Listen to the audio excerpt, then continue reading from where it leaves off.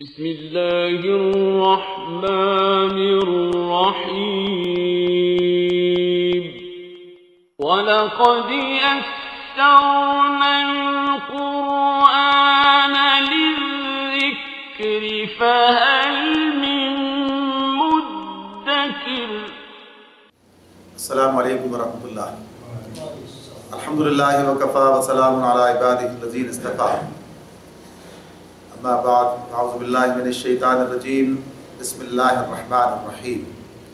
ولا تقولوا لمن يقتل في سبيل الله اموات بل احیاء ولكن لا تشعرون۔ سورہ بقرہ کی آیت 154 سے آج ہم نے مطالعے کا آغاز کیا ہے۔ فرمایا اللہ رب العالمین نے، اور جو لوگ اللہ کی راہ میں مارے جائیں انہیں مردہ نہ کہو، ایسے لوگ تو در حقیقت میں زندہ ہیں مگر تمہیں ان کی زندگی کا شعور نہیں ہوتا۔ پیچھے والی آیات میں صبر کی بات کی گئی تھی، اور اس سے پیچھے اس کام کے بارے میں بتایا گیا تھا کہ جس کام پر اس امت کو کھڑا کیا گیا ہے۔ اب اسی راستے میں، اسی جدوجہد میں ایسے مراحل بھی آ سکتے ہیں کہ جس میں اس راستے میں جان لڑا دی جائے اور اس کا نتیجہ جان جانے کی صورتیں بھی سامنے آئے۔ اس لیے کہ یہ بھی ایک مرحلہ ہے جو اہل ایمان کی زندگی میں آ سکتا ہے۔ جو جدوجہد انہیں کرنی ہے، یہ جدوجہد اپنے آخری مراحل تک بھی جا سکتی ہے، اس میں قتل کرنے اور قتل ہونے تک کی نوبت بھی آ سکتی ہے۔ اللہ رب العالمین نے اہل ایمان سے یہ بات سورہ توبہ میں ارشاد فرمائی ہے، ان اللہ اشترى من المؤمنین انفسهم واموالهم بان لهم الجنہ یقاتلون فی سبیل اللہ فیقتلون ویقتلون۔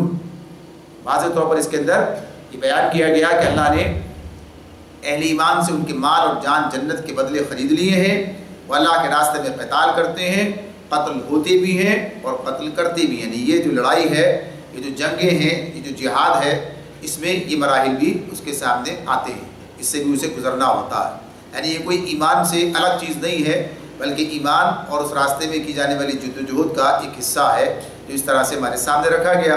تو اسی میں اللہ تعالیٰ یہ بات بتا رہے ہیں اس خاص مرحلے کے حوالے سے کہ جو لوگ اللہ کے راستے میں قتل کر دیے جائیں، اللہ کے راستے میں یقتل فی سبیل اللہ، انہیں جو ہے مردہ نہ کہا جائے۔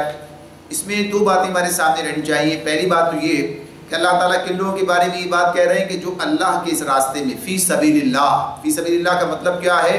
یعنی اللہ کے دین کی سربلندی کے لیے جو جدوجہد کی جا رہی ہے، اللہ کے دین کی اقامت کے لیے جو جدوجہد کی جاتی ہے، یا اللہ کے دین کی خاطر کوئی مرحلہ ایسا سامنے آ جاتا ہے کہ جس میں انسان کی جان لے لی جائے، اس کی جان چلی جائے اس جدوجہد کے اندر، تو اسے فی سبیل اللہ کہا جاتا ہے۔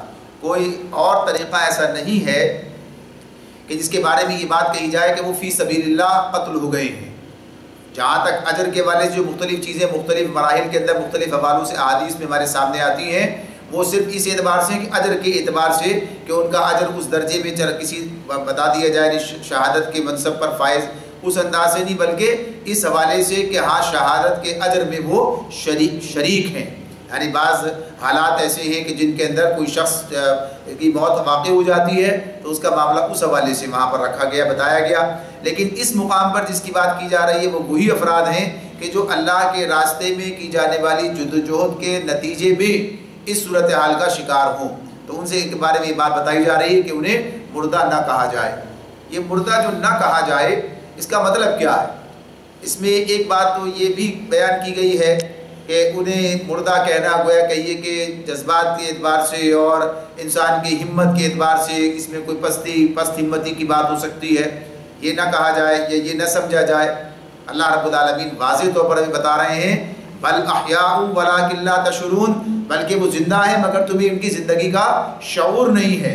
تو جب اللہ تعالیٰ یہ بات کہتے ہیں کہ ہاں یہ زندگی ہے، تو اس اعتبار سے پھر اس میں یہ بات نہیں ہے کہ یہ بات ہمیں صرف بہلانے یا سمجھانے کے لیے کی جا رہی ہے، بلکہ یہ ایک حقیقت ہے۔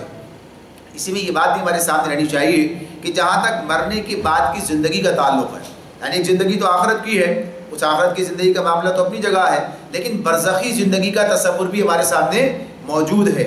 یعنی انسان سے سوال و جواب کیے جا رہے ہیں، عام انسان کی بات ہو رہی ہے، تو اس اعتبار سے یہ برزخی زندگی کا معاملہ ہے، لیکن اس کے اندر مختلف درجات ہیں، مختلف کیفیات ہیں۔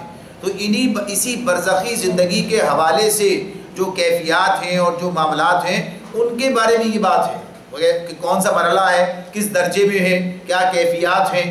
تو اسی میں پھر شہداء کا معاملہ بھی آتا ہے، انبیاء کا معاملہ بھی اسی ضمن میں آتا ہے. تو یہ بالاحیاء کی جو بات ہے وہ کہا کہ یہ اس درجے میں اس حوالے سے بات ہے. لیکن یہ بات بتا دی گئی وَلَٰكِن لَا تَشْعُرُونَ، تمہیں ان کی زندگی کا شعور نہیں ہے. سورہ آل عمران میں یہ بات ہمارے سامنے اس انداز سے بھی آئے گی کہ اس میں اللہ تعالیٰ یہ بات کہتے ہیں کہ جو اللہ کے راستے میں قتل کیے گئے ہیں، شہید ہوئے ہیں، ان کا معاملہ کیا ہے کہ وہ اپنے رب کے پاس رزق پاتے ہیں، خوش ہیں، یعنی جو اللہ نے انہیں مقام و مرتبہ عطا کیا. تو اس حوالے سے گویا زندگی کے اس پہلو کو ایک طرح سے واضح کیا گیا کسی درجے میں. لیکن یہ بات یہ بتا دی گئی کہ تم اس کا حتمی احاطہ نہیں کر سکتے، لہذا بس اتنی بات ہے کہ وہ اللہ کے پاس زندہ ہے. تو کہا کہ انہیں مردہ نہ کہا جائے. لیکن ان حوالوں سے کہ جیسے کہ مردہ یعنی کسی شخص کا انتقال ہو جاتا ہے، وہ مر جاتا ہے، تو جو احکامات اس پر نافذ ہوتے ہیں وہ ان پر بھی ہوتے ہیں، یعنی ان پر بھی ہوتے ہیں. یہ فرق ہے جو اسے سمجھنے کی بات ہے. یعنی اگر کوئی شخص شہید ہو گیا ہے، اللہ کے راستے میں قتل ہوا ہے، اب اسے زندہ وہ کہا کہ اسے مردہ نہ کہو، اس کا مطلب یہ نہیں ہوگا کہ اب اس کی میراث تقسیم نہیں ہوگی یا اس کی بیوہ کا نکاح نہیں کیا جائے گا. اس کی میراث بھی تقسیم ہو جائے گی اور بیوہ کا نکاح بھی ہوگا. لیکن جیسے کہ انبیاء کے بارے میں بات آتی ہے کہ انبیاء کی نہ میراث تقسیم ہوتی ہے اور نہ ان کی جو کہیے امہات المومنین کی بیوہ ہیں ان کا وہ بھی نکاح ان کا نہیں کیا جا سکتا، وہ دوسرا نکاح نہیں کر سکتے. ان کے حوالے سے یہ کیفیت ہمارے سامنے. تو غرض یہ کہ یہ اللہ رب العالمین کے قوانین نے بتائے ہمیں، تو ہم ان پر اتنا ہی ایمان رکھتے ہوئے اس بات کو سمجھتے ہیں کہ ہاں یہ ایک ایسا مرتبہ اور ایک ایسا منصب ہے کہ جو اللہ تعالیٰ کی طرف سے اس راستے میں آگے بڑھنے والے لوگوں کو دیا جاتا ہے. آگے فرمایا وَلَنَبْلُوَنَّكُمْ بِشَيْءٍ مِّنَ الْخَوْفِ وَالْجُوعِ وَنَقْصٍ مِّنَ الْأَمْوَالِ وَالْأَنفُسِ وَالثَّمَرَاتِ وَبَشِّرِ الصَّابِرِينَ. اور ہم ضرور تمہیں خوف و خطر، فاقہ کشی، جان و مال کے نقصانات اور آمدنیوں کے گھاٹے میں مبتلا کر کے تمہاری آزمائش کریں گے. ان حالات میں جو لوگ صبر کریں وَبَشِّرِ الصَّابِرِينَ، تو انہیں خوشخبری سنا دو. اللہ رب العالمین اس معاملے میں جو یعنی اس حوالے سے جو بات ہمارے سامنے رکھتے ہیں وَلَنَبْلُوَنَّكُمْ، لام تاکید کا ہے. یعنی اس معاملے میں یہ بات بتائی جا رہی ہے کہ ایسا ضرور ہو کر رہے گا. یعنی انسان کو یعنی مسلمان کو خصوصیت کے ساتھ میں آزمائش کے مراحل سے گزرنا ہوگا.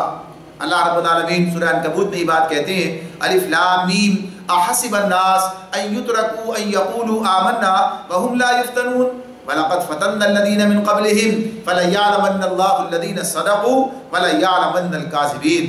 الف لام میم، کیا لوگوں نے یہ سمجھ رکھا ہے کہ وہ بس اتنا کہنے پر چھوڑ دیے جائیں گے کہ ہم ایمان لائے اور انہیں آزمایا نہ جائے گا؟ حالانکہ ان سے پہلے جتنے لوگ گزرے ہیں ہم ان سب کی آزمائش کر چکے ہیں. اور اللہ کو یہ تو دیکھنا ہی ہے کہ کون اپنے دعوی ایمان میں سچا ہے اور کون جھوٹا ہے. یعنی اس آزمائش کا ایک پہلو اس کے اندر بیان کیا گیا کہ انسان مسلمان اپنے عمل سے اپنے قول کی صداقت کا ثبوت دے گا. یعنی وہی بات بتائے گا، اس کا عمل اسے یہ بات واضح کرے گا کہ اس کی نظر میں کس چیز کی اہمیت ہے اور کس راستے میں وہ چلنے کے لیے ہر حال میں آمادہ و تیار ہے. یہ ایک مراحل یعنی اس کی بات ہو گئی. دوسری بات ہمارے سامنے رہنی چاہیے، جیسے انبیاء کے بارے میں بات آتی ہے. اللہ رب العالمین نے پیچھے ابراہیم علیہ السلام کے بارے میں یہ بات کہی کہ ابراہیم کو اس کے رب نے چند باتوں میں آزمایا اور جب وہ اس میں پورا اتر گیا تو اللہ نے ان سے کہا کہ میں تمہیں دنیا کا امام بناتا ہوں، یعنی جاعلک للناس اماما. اس میں اللہ تعالیٰ نے یہ بات ان کے بارے میں بتائی. تو یہاں جو مرحلہ ہمارے سامنے آتا ہے، اس سے جو رہنمائی ہمیں ملتی ہے وہ یہ ہے کہ اس منصب پر فائز کرنے کے لیے، اس منصب کے لیے اللہ نے انسانوں کو دنیا میں بھیجا ہے اور خصوصیت سے امت مسلمہ امامت کے منصب پر فائز کی جائے گی. یعنی اس کا مرتبہ کیا ہے کہ یہ دنیا میں ایک امام کی حیثیت سے، یعنی دنیا کے اندر یہ ایک سربراہ کی حیثیت سے، قائد کی حیثیت سے. جیسے کل بات آپ کے سامنے تھی کہ امت وسط کا جو مفہوم سامنے رکھا گیا تھا کہ یہ ایک ایسی امت ہے کہ جو تمام لوگوں کے درمیان ایک صدر کی حیثیت رکھتی ہے اور یہ دنیا کے اندر نیکی و بھلائی کا کہیے کہ اس کی علم برداروں سے لے کر کھڑی ہونے والی ہے. اور دنیا کے تمام لوگوں کے ساتھ اس کا معاملہ جو ہے اس حیثیت سے ہے کہ یہ ان کے اندر جو ہے نیکی و بھلائی کی تلقین کرتے ہوئے اور نیکی و بھلائی کا منصب یعنی اس اعتبار سے جو امر بالمعروف اور نہی عن المنکر کا ہے وہ اسے حاصل ہوگا. تو یہ جو دنیا کی امامت کا منصب ہے یہ بغیر تیاری کے اور بغیر تربیت کے نہیں دیا جاتا. اس معاملے میں اس امت کو، اس گروہ کو تیار کیا جاتا ہے، اس تربیت سے گزارا جاتا ہے جس کے نتیجے میں اس کے اندر وہ خصوصیات پیدا ہو جائیں، اس کی اخلاقیات اتنی بلند ہو جائے، اس کی قوت برداشت مقام تک پہنچ جائے، یعنی ہر معاملے میں اسے آزمایا جائے اور وہ اس کے اندر وہ صلاحیت پیدا کر دی جائے کہ جب اس کے سپرد یہ کام کیا جائے تو پھر وہ دنیا کے اندر بھلائی اور نیکی کا ہی کام کرے اور اس سے کسی غلطی کا اس طرح سے صدور ممکن نہ ہو کہ جس کے بارے میں جس کی تربیت نہ کی جائے اس سے جو چیزیں ممکن ہوتی ہیں۔ تو اللہ رب العالمین یہ بات بتا رہے ہیں کہ یہ مراحل جو ہیں ان میں کیا کیا چیزیں سامنے آ سکتی ہیں۔ تو اس میں ایک بات یہ بتا دی گئی بشیء، شیء کا مطلب ہوتا ہے یعنی کچھ، تھوڑا، یعنی ایسا نہیں ہے کہ بس یہ سارے مراحل ایک ساتھ آ جائیں گے، سب فاقہ کشی میں مبتلا کر دیے جائیں گے، خوف کے اندر مبتلا کر دیے جائیں گے، یعنی ایسے نقصانات کے اندر مبتلا کر دیے جائیں گے، سارے لوگ مر جائیں گے، ایسا نہیں ہے، بلکہ کچھ یہ ہو سکتا ہے ایسے مراحل بھی اس گویا کہیے کہ جدوجہد کے نتیجے میں ان مراحل کا سامنا بھی کیا جا سکتا ہے، ان کا سامنا بھی ہو سکتا ہے کہ کبھی ایسی کیفیت ہوگی، کبھی ایسی کیفیت ہوگی اور کبھی اندیشے ہی ہوں گے، یعنی ایسے بھی حالات ہوں گے، تو کچھ آئیں گے اور کچھ جائیں گے، یعنی کیفیات جو ہے آگے پیچھے ہوتی رہیں گی۔ اور ہمیں صحابہ کرام کی زندگی میں نبی کرم صلی اللہ علیہ وسلم کی جدوجہد میں ہمیں یہ نمایاں طور پر نظر آتی ہے، یعنی تمام مراحل سے جن کا تذکرہ یہاں پر ہو رہا ہے ان سے وہ گزرے ہیں۔ تو غرض یہ آزمائش کا جو مرحلہ ہے، اس میں جو ابتلا کی بات ہے، تو اللہ رب العالمین اس کے بارے میں ہمیں بتا رہے ہیں پہلے سے، یعنی یہ کوئی ناگہانی نہیں ہے، اچانک آنے والے معاملات نہیں ہیں، بلکہ یہ کہ جیسے کسی بھی جدوجہد کرنے کے نتیجے میں کچھ آزمائشیں ہوتی ہیں، کچھ تکلیفیں سہی جا سکتی ہیں، اس راستے کے کچھ تقاضے ہوتے ہیں، تو اس راستے کے تقاضے بھی ہیں، تو اس میں یہ تمام چیزیں بھی ان کا سامنا تمہیں کرنا پڑ سکتا ہے۔ اور جب ان حالات سے گزرتے ہوئے ایک آدمی ثابت قدمی دکھائے، کل جو صبر کا مفہوم سامنے تھا تو اس میں یہ بات تو سامنے آ رہی تھی کہ ناگوار امور کے اندر بھی اور خوشگوار معاملات کے اندر بھی، دونوں معاملات کے اندر انسان اپنے اوپر قابو رکھے اور اپنے مقصد کی جانب پیش قدمی کرتا چلا جائے۔ حالات خراب ہوئے تو ٹھٹک کر رک گئے، یہ تو مثال اللہ نے منافقین کے بارے میں دی تھی کہ جب مشکلات آتی ہیں تو پھر وہ رک جاتے ہیں، آسانیاں ہوتی ہیں تو چل پڑتے ہیں، تو یہ تو ہر حال میں چلنے والے لوگ ہیں، ہر حال میں اس راستے پر چلتے ہیں۔ تو اللہ ان کے بارے میں بتا رہے ہیں کہ ان حالات میں جو لوگ صبر کریں گے تو کیا کہا، بشر الصابرین، صبر کرنے والوں کو خوشخبری سنا دیجئے۔ اب یہ حالات جو ہیں جن سے یہ لوگ گزرے ہیں، اللہ تعالیٰ یہ بات کہتے ہیں کہ بشر الصابرین، بشارت دے دیجئے، خوشخبری سنا دیجئے۔ ہم کیا سمجھتے ہیں، عام طور پر لوگ کیا کہتے ہیں، جو کسی مشکل میں آ جائے، جو کسی پریشانی میں آ جائے تو اس کے بارے میں ترس کھا رہے ہوتے ہیں، اس کے اوپر کیا، بیچارہ اس صورتحال کا شکار ہو گیا، اس کے ساتھ یہ معاملات ہیں۔ یہ بات اپنی جگہ ہے کہ آزمائشوں کے معاملات میں انسان کو اس کے اندر تقویت دینے کے لیے اور اس کی ہمت بندھانے کے سارے معاملات ہو سکتے ہیں، لیکن یہ بات کہ اس پر کوئی ترس کھانے کا معاملہ آ جائے یا اس کے بارے میں آدمی سوچے افسوس کرے اس کے اوپر، تو افسوس کا معاملہ نہیں ہے۔ اگر اللہ رب العالمین نے کسی آزمائش کے لیے چن لیا ہے تو اس سے اللہ سے استقامت کی دعا مانگتے، یہ ثبت اقدامنا، یعنی یہ کیا چیز ہے کہ اس پر اللہ تعالیٰ استقامت عطا فرمائے۔ یہ الگ بات کہ آزمائش کی دعا نہیں ہے، آزمائش کا طلب کرنا نہیں ہے، لیکن اللہ کی طرف جب کوئی آ جائے تو پھر اللہ رب العالمین سے اس میں کامیابی کی دعا مانگنی ہے۔ تو اللہ تعالیٰ کہتے ہیں کہ جو لوگ اس راستے پر بھی جم جاتے ہیں تو اللہ انہیں ان کی طرف سے، اللہ کی طرف سے ان کے لیے خوشخبری ہے۔ آپ نے فرمایا الذین اذا اصابتهم مصیبۃ قالوا انا للہ وانا الیہ راجعون، ان حالات میں جو لوگ صبر کریں اور جب کوئی مصیبت پڑے تو کہیں کہ ہم اللہ ہی کے ہیں اور اللہ ہی کی طرف ہمیں پلٹ کر جانا ہے۔ ان صابرین کو بشارت یہ دی گئی ہے، خوشخبری، ان کی صفت یہ اللہ نے بیان کی کہ جب کوئی مصیبت آتی ہے، جب کوئی تکلیف آتی ہے تو اس وقت ان کا طرز عمل کیا ہوتا ہے، ان کا رد عمل کیا ہوتا ہے۔ ایک تو یہ ہوتا ہے کوئی تکلیف آ گئی، ایک مصیبت آ گئی، اور ایک رد عمل اس پر احتجاج کا آ گیا، شکایت کا آ گیا، غصے کا آ گیا۔ ایک ہم ہی رہ گئے تھے، ایک تو ہم تو کام بھی کرتے ہیں اور ہمارے ساتھ ہی مشکلات ہیں، ہم اللہ کو مانتے اس کے راستے پہ چلتے ہیں اور ہمیں ہی آزمایا جا رہا ہے، ہمارے ساتھ ہی مشکلات ہیں۔ ایک طرز عمل یہ بھی ہو سکتا ہے، اور یہ گویا کہ ایک مومن کے شایان نشان نہیں ہے، اس کے منافی ہے۔ ان کا معاملہ کیا ہے، وہ جو کہتے ہیں ہم تو ہے ہی اللہ کے، ہم تو اللہ کے ہونے کا مطلب کیا ہوتا ہے، ہم اللہ کی ملک ہیں۔ اللہ کے ہونے کا مطلب کیا ہے، اللہ ہی نے ہمیں پیدا کیا ہے، اللہ ہی ہمارا رب ہے، وہ ہمیں پال رہا ہے، اللہ ہی کی طرف ہمیں پلٹ کر جانا ہے۔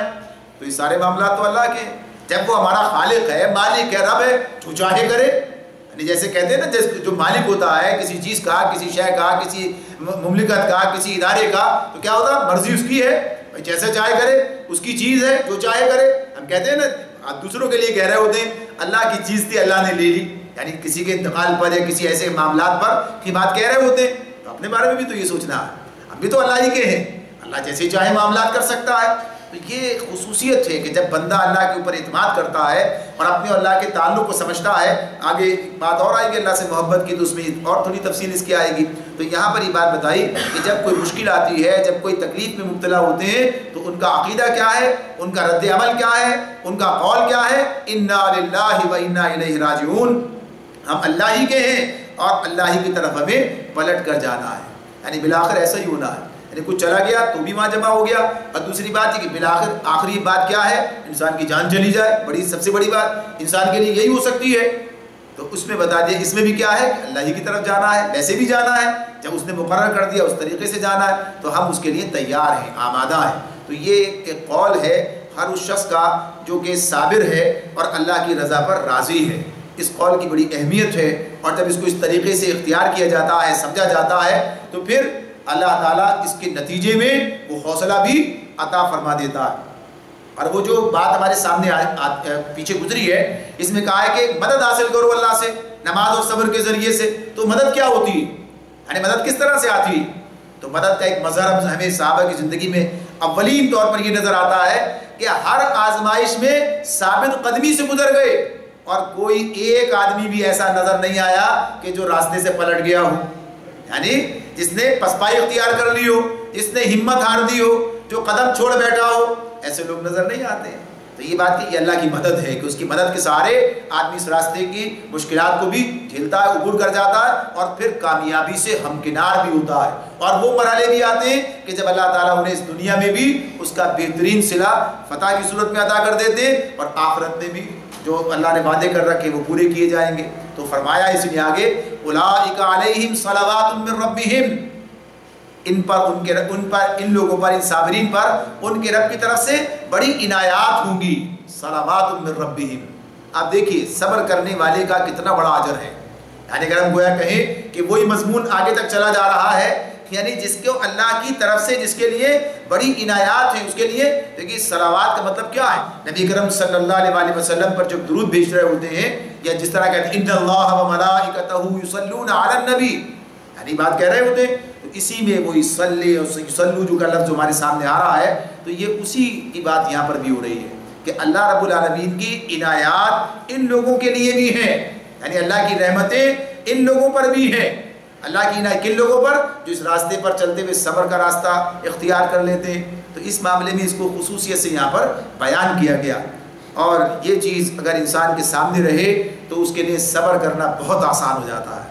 اس کے نتیجے میں کیا ہوگا، اللہ کی رحمتیں، اس کی عنایتیں مجھ پر ہوں گی، اگر میں صبر کرنے والا بن جاؤں، صابر ہوں، تو اس کا نتیجہ یہ نکلے گا وَأُولَٰئِكَ هُمُ الْمُهْتَدُونَ، اور اللہ کی طرف سے یہ اس کے لیے سرٹیفکیٹ دیا جا رہا ہے کہ یہی لوگ جو ہیں راست رو ہیں، ان پر ان کے رب کی طرف سے بڑی عنایات ہوں گی، اس کی رحمت ان پر سایہ کرے گی، اور ایسے ہی لوگ ہدایت پر ہیں، راست رو ہیں، اللہ نے ان کے لیے ہدایت کی بات بتا دی ہے۔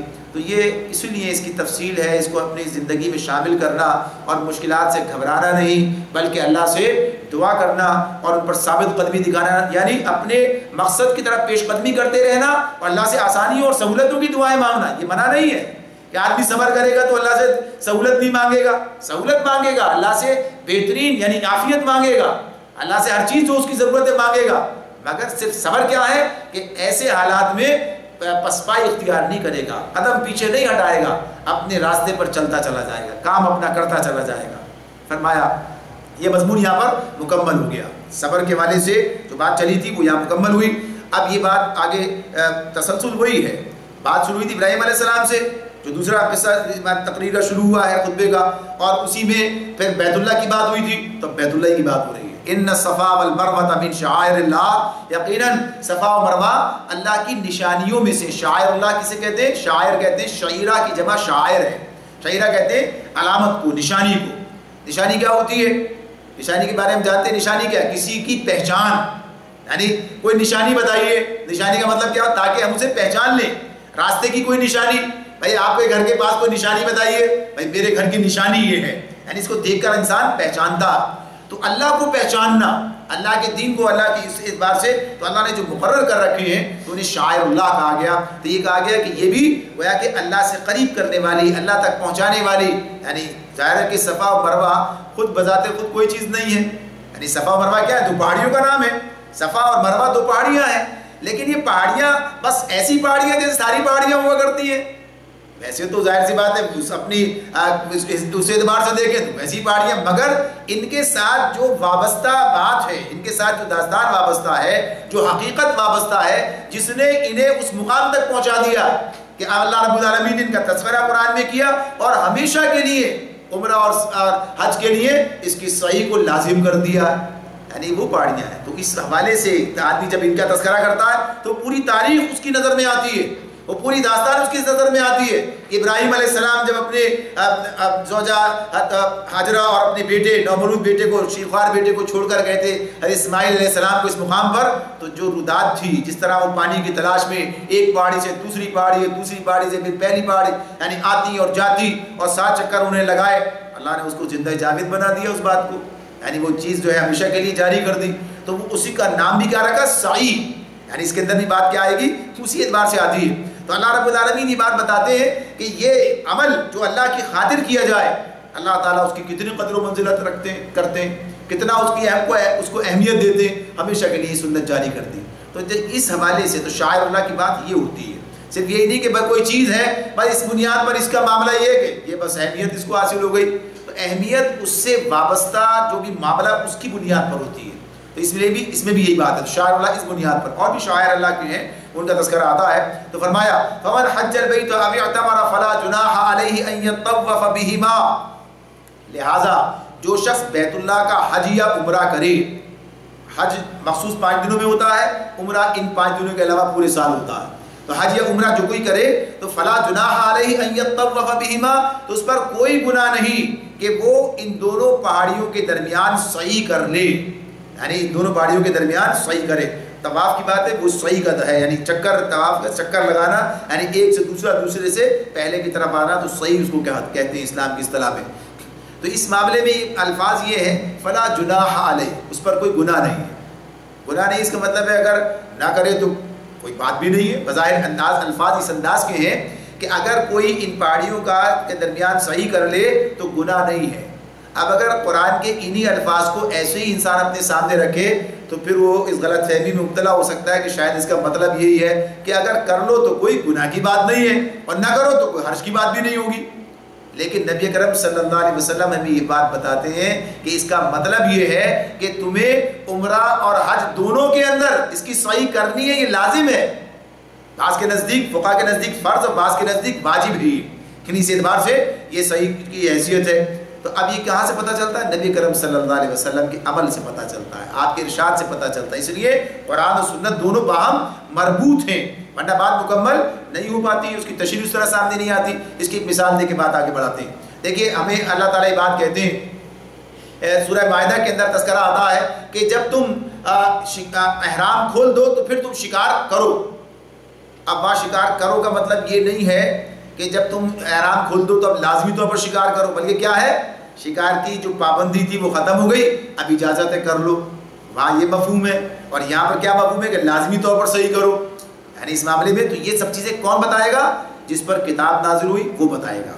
یہاں مسئلہ کیا تھا، یہ کس وجہ سے یہ بات پیدا ہوئی؟ یہاں پر اس جو دونوں پہاڑیاں ہیں ان پر یعنی مشرکین نے جب جس وقت معاملات ان کے حوالے تھے تو ایک پر اساف کو ایک پر نائلہ، دو انہوں نے بت جو ہے اس کے اوپر کھڑے کر دیے تھے اور ان کے گرد طواف کرنے لگے تھے. تو لوگوں کے ذہن میں بات تھی کہ ہو سکتا ہے یہ سب انہی کا چکر چلایا ہوا ہو، لیکن یہ بات کہ یہ اللہ رب العالمین بتا رہے ہیں کہ نہیں، یہ صرف ان کا مسئلہ نہیں، انہوں نے تو اسے بگاڑا، ورنہ یہ ابتدائی سے یہ طریقہ رائج رہا ہے. لہٰذا یہ اسلام کا حصہ ہے.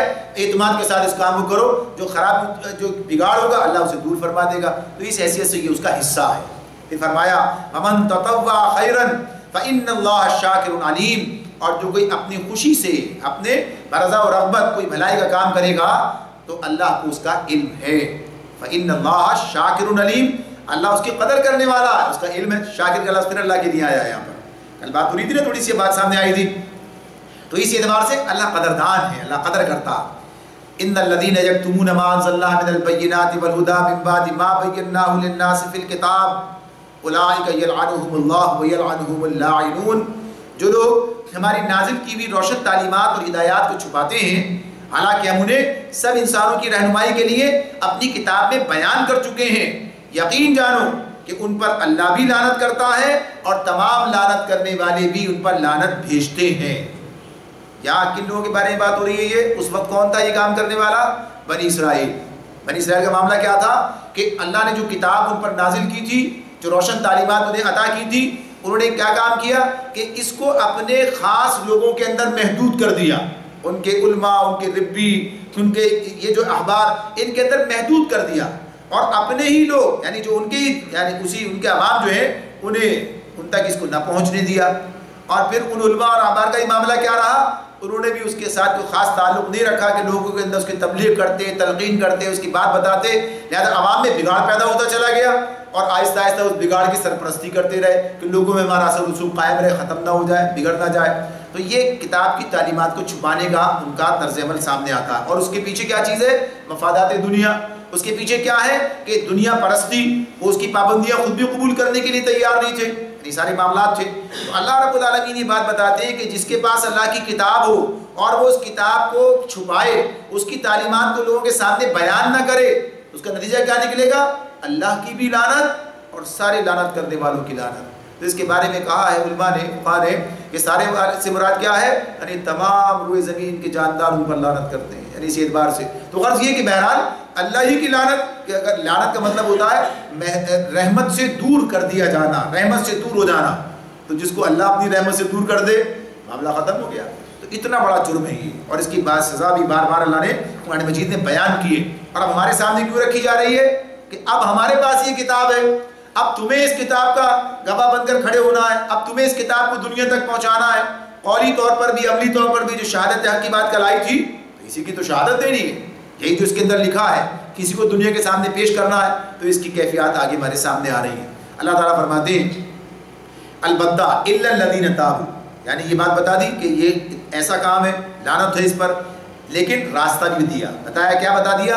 الا، سوائے ان لوگوں کے، الذین تابوا واصلحوا، جنہوں نے توبہ کر لیں اور اصلاح کر لیں اپنے طرز عمل کی، یعنی باز آ جائیں۔ توبہ کا مطلب کیا ہوتا ہے؟ پلٹ آنا، جہاں چلے گئے تھے وہاں سے واپس آ گئے، جو کام نہیں کر رہے تھے کرنا شروع کر دیا، یعنی چھپا رہے تھے چھپانا بند کر دیا، بتانا شروع کر دیا۔ تو کیا کہا؟ تابو، پلٹ آئیں، واصلحوا، اور اصلاح کر لیں، وبینوا، اور بیان کرنے لگے۔ اتنی وضاحت سے اللہ نے بات کی ہے، یعنی صرف اتنا ہی نہیں ہوا کہ بس اللہ سے استغفار کر لی، گناہوں کی معافی مانگ لی، کام ختم ہو گیا، بلکہ کیا کہا کہ توبہ کرنا، اپنی اصلاح کرنا، اور جو کام غلط کر رہے تھے اسے صحیح کرنا، یعنی چھپا رہے تھے تو اب بینوا، بیان کرنا۔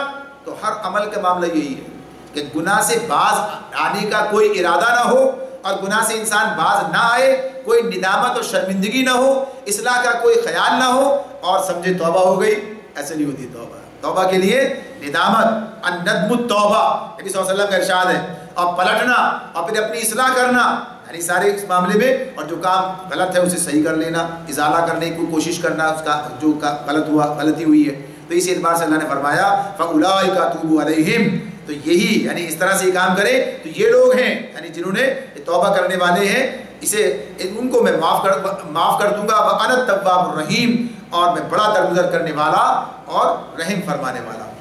اللہ تعالیٰ فَأُولَٰئِكَ أَتُوبُ عَلَيْهِمْ، انہی کے لیے اللہ توبہ کی قبولیت کی بات کرتے ہیں، اور اللہ تعالیٰ کی یہ صفت اس مقام پر اللہ نے خود بیان کر دی، وَأَنَا التَّوَّابُ الرَّحِيمُ، اور بے شک میں بڑا توبہ قبول کرنے والا اور رحم فرمانے والا ہوں۔ لہٰذا توبہ سے کبھی مایوس نہیں ہونا چاہیے۔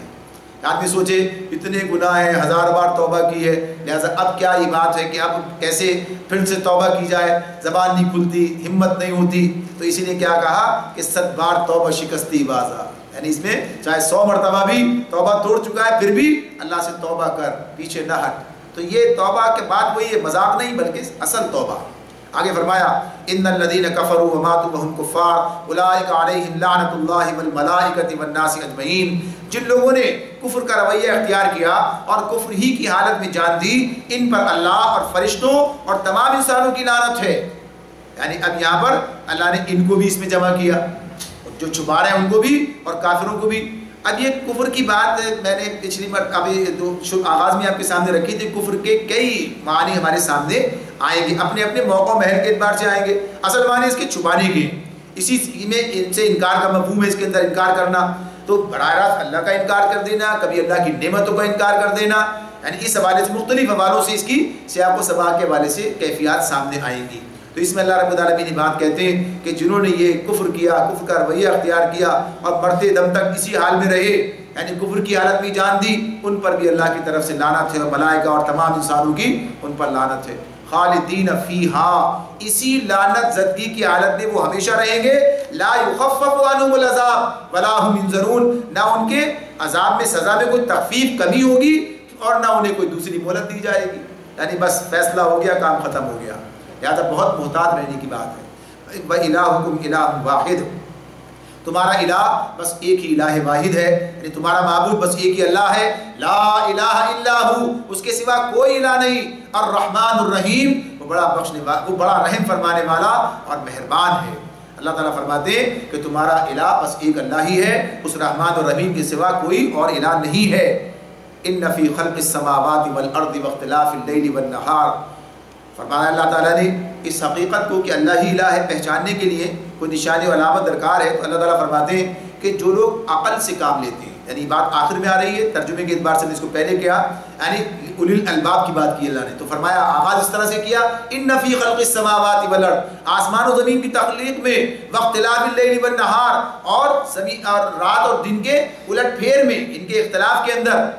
اور فرمایا والفلک التی تجری فی البحر، اور یہ جو کشتیاں جو انسان کے نفع کی چیزیں لیے ہوئے دریاؤں اور سمندروں میں چلتی ہیں، بما ينفع الناس وما انزل اللہ من السماء من ماء، اور آسمان سے اللہ تعالیٰ جو پانی نازل کرتا ہے، فاحیا به الارض بعد موتها، اور زمین کو اس کی موت کے بعد پھر پانی کے ذریعے زندگی بخش دیتا ہے. وبث فیہا من کل دابہ، اور اپنے اسی انتظام کی بدولت زمین میں ہر قسم کی جاندار مخلوقات پیدا کرتا ہے، پھیلاتا ہے. وتصریف الریاح، اور ہواؤں کی گردش میں، والسحاب المسخر بین السماء والارض، اور ان بادلوں میں جو آسمان و زمین کے درمیان تابع فرمان بنا کر رکھے گئے ہیں. ان میں بے شمار نشانیاں ہیں. لآیات کی بات ہوگی، لیکن کس کے لیے؟ لآیات لقوم یعقلون، ان لوگوں کے لیے جو عقل سے کام لیتے ہیں. اسی طرح ہم نے آغاز میں بات کی تھی کہ جو لوگ عقل سے کام لیتے ہیں تو ان تمام اللہ نے بیان کی نام لے لے کر کہ ان میں ان کے لیے نشانیاں علامات دیکھ سکتے ہیں، غور کر سکتے ہیں. تو یہ ایسا مضمون ہے جو اللہ تعالیٰ کی وحدانیت کے حوالے سے، اللہ تعالیٰ کی قدرت کے حوالے سے، اللہ تعالیٰ کے اختیار کے حوالے سے اور اس کی حکمت کے حوالے سے، یعنی اتنے حوالے اس کے جمع ہوتے ہیں، یعنی گویا کہ یہ اس کی معرفت کے اعتبار سے یہ چیزیں ہمیں ہماری رہنمائی کرتی ہیں. انسان اگر ان پر غور کرے، اسی لیے اللہ تعالیٰ کہتے ہیں کہ آسمان و زمین کی تخلیق میں اور یہ دن و رات کی گردش میں اور ان تمام چیزوں میں ان پر غور و فکر کرنا بھی عبادت ہے، تفکر بھی عبادت ہے. یعنی اس معاملے میں اور اس کی بڑی اہمیت ہے. اللہ رب العالمین خود اس کے بارے میں ہمارے سامنے یہ بات رکھتے ہیں کہ عقل والوں کا یہ کام ہے. عقل والے جو ہیں وہ اس طریقے سے اللہ کی معرفت حاصل کرتے ہیں اور اس کے نتیجے میں اللہ کے ساتھ ان کا وہ تعلق جو کہ بننا چاہیے بنتا ہے. محبت کی بات آگے آ رہی ہے اگلی آیت میں، وہ اس کے نتیجے میں پیدا ہوتی ہے. جب انسان اپنے رب کو پہچانتا ہے، اس کی معرفت اس کے دل میں گھر کر لیتی ہے، اس کی حقیقت اس کے سامنے آ جاتی ہے، اس کی عظمت کا اظہار اس کے اوپر ہو جاتا ہے، اس کی مہربانیوں اور اس کی ربوبیت کا وہ ادراک کر لیتا ہے، تو پھر یقیناً احسان مند ہوتا ہے دل سے. اس کا دل بھی اس کے آگے جھک جاتا ہے.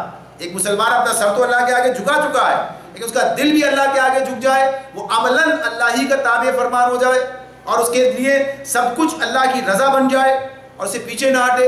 اسی کی بات ہے محبت کی بات. تو اس میں اللہ نے پہلے تعارف رکھا ہے. جو جانتا ہی نہ ہو کسی کو، اس کا تعلق کسی سے کیسے بن سکتا ہے؟ تو یہ سب چیزیں جو ہیں ان پر غور کرنے کی بات ہے کہ ایک ایک چیز کو اگر لے کر بات کریں تو بڑا اس کے لیے وقت درکار ہوتا ہے کہ یہ سب چیزیں کہ اللہ نے کیسا انتظام کر دیا ہے، سمندر کو کیسا سیال بنایا ہے اور کس طریقے سے کہ یہ کام وہاں سے اور سب انسانوں کے نفع کی چیزیں، جس سے اتنے فوائد ہیں کہ انہیں گننا مشکل ہے. جو انسان ان سے فوائد جو ہے وہ حاصل کرتا ہے. یہ اللہ نے پانی کا جو نظام بنایا، یعنی اگر کسی سے کہہ دیا جاتا بھئی بارش جب برسے گی تو اپنے لیے اس وقت جب تک دوسری بارش نہ آئے اپنے لیے انتظام کر لے، پانی جمع کر لے، کیا کسی کے لیے ممکن تھا یہ کام کہ وہ اتنا پانی اپنے لیے جمع کر لے؟ اللہ نے ایسا انتظام کیا ہے کہ پانی اس طریقے سے آتا. پھر بارشوں کا برسنا, آپ دیکھیں بارش قطرہ قطرہ کر کے, اگر بارش اس طرح برس جائے, کسی سیلاب کی صورت میں پانی آ جائے, کیا نتیجہ نکلتا ہے جب سیلاب آتا ہے؟ تو پانی قطرہ قطرہ کر کے کس طریقے سے, یعنی جو انسان کے لیے مفید ہے وہ نظام بنایا ہے, وہ سارا سسٹم بنایا. تو یہ دیکھیں غور کرنے کی بات ہے, حکیم کی حکمت اس میں ہمارے سامنے آتی ہے کہ واقعی کسی نے بڑے اہتمام سے سارے کام کیے. جب ہم دیکھتے کہیں جاتے ہیں اور ہمیں بہت اچھا انتظام نظر آتا ہے تو کیا کہتے ہیں, بڑی حکمت سے اور بڑے اہتمام سے ساری تیاریاں کی گئی ہیں, ہر چیز فراہم کی گئی ہے, ہر چیز کا خیال رکھا گیا ہے, کوئی چیز ایسی نہ ہو جس کے اندر انسان کو پریشانی ہو, ہر چیز فراہم کی. تو اس کی ہم تعریف کر رہے ہوتے ہیں اور احسان مند بھی ہوتے ہیں, کیا صاحب ہمارے لیے کتنا بندوبست کیا. تو اللہ نے بھی سارے بندوبست کس کے لیے کیے, کہ انسان کے لیے. شروع میں بات بتائی تھی نا کہ زمین کی تمام چیزیں تمہارے لیے پیدا کی. پھر آگے فرمایا وَمِنَ النَّاسِ, اب اس کا نتیجہ اس سب کے بعد کیا کہا, اور لوگوں میں سے ایسے ہیں, وَمِنَ النَّاسِ مَن يَتَّخِذُ مِن دُونِ اللَّهِ أَندَادًا, کہ جنہوں نے ان ساری چیزوں کے باوجود, یہ سارے کے سامنے ہے, ذات نظر ہے, اس کے باوجود انہوں نے اللہ کے شریک ٹھہرا لیے. کسی نے یہ کام کیا ہے, کسی کوئی ہے ایسا, پھر اللہ کے ساتھ کسی کو شریک ٹھہرانا. کہ اللہ کے ساتھ شریک ٹھہرانے کا مطلب کیا ہوتا ہے, یعنی جو صفات اللہ کے لیے خاص ہیں دوسروں کی طرف منسوب کر دینا ان کے ساتھ, اور جو اللہ کے حقوق ہیں ان میں کسی اور کو بھی شریک کر لینا, کسی کو اور کو بھی اپنا منعم اور محسن سمجھ لینا. سارے کام تو اللہ کر رہا ہے, ساری چیزیں تو وہی ہیں, تو اسی کا شکر ہے, اسی کی عبادت ہے. اور پھر آگے کیا فرمایا کہ صرف اتنا ہی نہیں کرتے, شریک بناتے ہیں, یحبونہم کحب اللہ, اور ان سے ایسی محبت کرتے ہیں جیسی محبت اللہ سے کرنی چاہیے, ایسی محبت کرتے ہیں. اور ہر مشرک اپنے جس کو اللہ نے شریک بنا رکھا ہے اللہ کا, اس سے ایسی محبت کرتا ہے, یعنی اس کے لیے سب کچھ کرنے کے لیے تیار ہو جاتا ہے, یعنی اس سے منسوب جو چیزیں ہوتی ہیں ان کی ادائیگی کے لیے قرض بھی لیتا ہے, ان کی ادائیگی کے لیے تکلیف بھی برداشت کرتا ہے, لیکن اللہ کے لیے کام کرنے کے لیے تیار نہیں ہوتا. یہ کیفیت شرک کا ایک نتیجہ ہے جو انسان کی زندگی میں شیطان پیدا کر دیتا. تو اللہ تعالیٰ فرماتے ہیں کہ پھر اللہ سے ایسی محبت کرتے ہیں جیسی محبت شریکوں سے ایسی محبت کرتے ہیں جیسی محبت اللہ سے کرنی چاہیے. حالانکہ والذین آمنوا اشد حبا للہ, یہ بڑا سوچنے کا مقام ہے. اللہ تعالیٰ کہتے ہیں جو ایمان والے ہیں وہ سب سے بڑھ کر, اشد سے زیادہ کوئی چیز نہیں ہو سکتی شدید کے معاملے میں. ہم شدید کہتے ہیں نا اردو میں, تو اس کے لیے کیا عربی میں کیا اشد, اشد جو ہے اس کے بعد کوئی چیز نہیں ہے. سب سے بڑھ کر, سب سے زیادہ, سب سے شدید اللہ کے ساتھ محبت کرتے ہیں. تو اس معاملے میں اب انسان دیکھ سکتا ہے اس محبت کا مظہر کیا ہوگا, کیسے پتہ چلے گا. یعنی اللہ کی رضا کو سب کی رضا پر مقدم رکھتے ہیں, ان کی زندگی میں اللہ کا مقام کیا ہے, اللہ کو راضی کرنا, اللہ کے ساتھ وابستگی, یعنی تمام چیزیں. اور پھر وہی بات ہے کہ جب تک اللہ کی معرفت بندے کو حاصل نہیں ہوتی, تعارف سے ہی تعلق بنتا ہے. تعارف ہی نہیں ہے آپ سے, تعلق کیا بنے گا, اور تعلق ہی نہیں ہے تو پھر آگے محبت کیا پیدا ہوگی. بھئی تعارف سے تعلق, اور پھر تعلق سے پھر آگے بات بڑھتی ہے, اور پھر آدمی تعلقات کے اندر مزید گہرائی پیدا ہوتی ہے, مزید وسعت آتی ہے. اللہ کے ساتھ بھی ایسے ہی معاملہ, یہ کوئی اور الگ چیز نہیں ہے. تو اللہ کی معرفت قرآن سے حاصل ہوتی ہے, اللہ کے ساتھ تعلق اللہ کے احکامات پر عمل کر کے حاصل ہوتا ہے. اور پھر جتنا انسان اس کے اندر آگے بڑھتا جاتا ہے اللہ سے قریب محبت اس کے دل میں پیدا ہوتی چلی جاتی ہے, اور اس کی نظر میں اللہ سے بڑھ کر پھر کوئی چیز نہیں ہوتی. نبی اکرم صلی اللہ علیہ وسلم, صحابہ کرام, ان کے بعد کے تمام لوگ ہمیں اس کی عملی تفسیر نظر آتے ہیں, انہیں دیکھ سکتے ہیں. تو یہ بات اس میں اللہ نے فرمائی. پھر فرمایا وَلَوْ يَرَى الَّذِينَ ظَلَمُوا, یعنی اب یہ بات جو لوگ اللہ کو چھوڑ کر دوسروں کو بناتے ہیں, تو کہا کاش ان کا معاملہ کہ یہ لوگ جنہوں نے یہ سب کچھ کیا ہے, تو جو کچھ عذاب کو دیکھ کر انہیں سوجنے والا ہے, اگر آج ہی ان ظالموں کو سوج جائے. یعنی وَلَوْ يَرَى الَّذِينَ ظَلَمُوا إِذْ يَرَوْنَ الْعَذَابَ أَنَّ الْقُوَّةَ لِلَّهِ جَمِيعًا وَأَنَّ اللَّهَ شَدِيدُ الْعَذَابِ. کل جو عذاب کو دیکھ کر انہیں سوجنے والا ہے کہ ساری طاقتیں اور سارے اختیارات اللہ ہی کے قبضے میں ہیں, اور یہ کہ اللہ سزا دینے میں بھی بہت سخت ہے, شدید العذاب. یعنی اللہ کی یہ صفات بھی سامنے آتی ہے. اللہ کی جہاں رحم کی بات پیچھے کہا نا, بڑا رحمان ہے, بڑا رحیم ہے, تو پھر سزا بھی سخت دینے والا ہے, یہ بھی ساتھ ساتھ بتا دیا. یہ کب پتہ چلے گا, آخرت میں جا کے پتہ چلے گا. آج تو دنیا میں لوگوں نے اللہ کے اختیارات کو تقسیم کر رکھا ہے, ان کو بھی پاس بھی کچھ اختیار ہے, ان کو بھی یہ حیثیت حاصل ہے, ان کو بھی حاصل ہے, اپنی طرف سے بانٹ رکھیں. کل پتہ چلے گا کسی کو کوئی حیثیت حاصل, کسی کو کوئی اختیار حاصل نہیں ہے. اللہ کی سارے اختیار اللہ ہی کے پاس ہیں. استبرأ الذین اتبعوا من الذین اتبعوا ورأوا العذاب وتقطعت بهم الاسباب. اور صورتحال کیا ہوگی اس دن قیامت کے دن؟ کیفیت یہ ہوگی کہ وہی پیشوا اور رہنما جن کی دنیا میں پیروی کی گئی تھی اپنے پیرووں سے، یعنی جو پیروی کرنے والے تھے، پیچھے چلنے والے تھے، ان سے بے تعلقی ظاہر کر دیں گے، مگر سزا پا کر رہیں گے اور ان کے سارے اسباب و وسائل کا سلسلہ منقطع ہو جائے گا، کٹ جائے گا. یعنی دنیا میں تو سب سلسلے چل رہے تھے، ایک دوسرے کی مدد کر رہے تھے، کوئی زندہ باد کر رہا تھا اور کوئی ان کا جھنڈا لے کھڑا تھا اور کوئی اس مقام پر موجود تھا. یہ سارے سلسلے وہاں ختم ہو جائیں گے اور پھر وہاں پتہ چلے گا کہ کس نے صحیح رہنمائی کی، کس نے غلط رہنمائی کی. جس نے غلط رہنمائی کی وہ وہاں پر ان سے اپنے آپ کو الگ کرنا چاہے گا مگر سزا میں شریک ہو جائے گا. اللہ رب العالمین فرماتے ہیں وقال الذين اتبعوا لو ان لنا كرة فنتبرأ منهم كما تبرؤوا منا. تو پھر یہ لوگ کہیں گے، یعنی جو پیروی کرنے والے تھے، لیڈر تو ایک ہی ہوتا ہے نا، باقی سب تو کیا ہوتے ہیں اس کے پیچھے چلتے ہیں. تو اللہ تعالیٰ فرماتے ہیں یہ کہیں گے، وہی لیڈر بھی بناتے ہیں، وہی سب کچھ انہیں رہنما بھی بناتے ہیں، وہی انہیں پیر بھی بناتے ہیں، سب کچھ بناتے ہیں. کہیں گے کاش ہم کو پھر ایک موقع دیا جاتا تو آج جس طرح یہ ہم سے بیزاری ظاہر کر رہے ہیں ہم ان سے بیزار ہو کر دکھا دیتے. یوں اللہ ان لوگوں کے وہ اعمال جو وہ دنیا میں کرتے رہے ان کے سامنے اس طرح لائے گا کہ حسرتوں اور پشیمانیوں کے ساتھ ہاتھ ملتے رہیں گے مگر آگ سے نکلنے کی کوئی راہ نہ پائیں گے. کذالک یریہم اللہ اعمالہم حسرات علیہم. اللہ ان کے اعمال کو ان کے لیے حسرتوں کا سامان اس طرح سے آئیں گے وما ہم بخارجین من النار، اور آگ سے نہیں نکل سکیں گے. یعنی یہ کیفیت اس دن ہوگی، حسرت کا کوئی فائدہ نہیں ہوگا. یہ مضمون پورا اللہ نے اس میں بیان کیا کہ سوچ سمجھ کے رہنما بنانا چاہیے، سوچ جن کے راستے پر چلنا ہے اور وابستگی اللہ کے ساتھ، یعنی کوئی اس کے ساتھ شریک کوئی نہیں ہے. ہاں جو اللہ کی طرف لے جانے کے لیے مددگار بن جائے، جیسی اجتماعیتیں ہوتی ہیں، جیسے ایسے افراد ہوتے ہیں جو مل کر اس راستے میں اللہ کی رضا کے چلتے ہیں، یہ اس کی بات ہے. یا ایھا الناس کلوا مما فی الارض حلالا طیبا، لوگو زمین پر میں جو حلال اور پاک چیزیں ہیں انہیں کھاؤ. ولا تتبعوا خطوات الشیطان، اور شیطان کے بتائے ہوئے راستے پر نہ چلو. انہ لکم عدو مبین، وہ تمہارا کھلا دشمن ہے. یہاں اس رکوع میں پورے رکوع کے اندر یہ بات ہمارے سامنے آ رہی ہے، حلال و حرام کے پیمانے یہ مقرر کرنے کا حق کسے حاصل ہے؟ اللہ رب العالمین کو حاصل. اب شرک کی ایک شکل یہاں بیان کی جا رہی ہے. شرک کی کیسے کوئی کسی کو شریک بناتا ہے، شریک بنانے کی کیا کیا چیزیں ہو سکتی ہیں.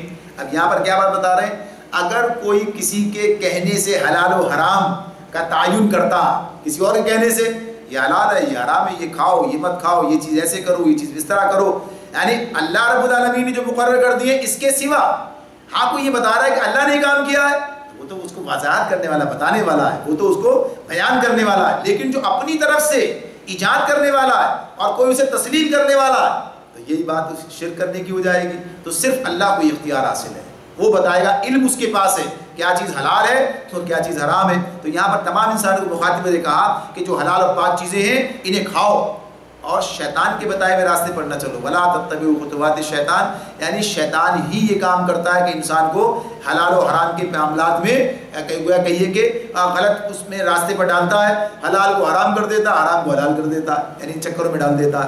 انہ لکم عدو مبین، وہ تمہارا کھلا دشمن ہے.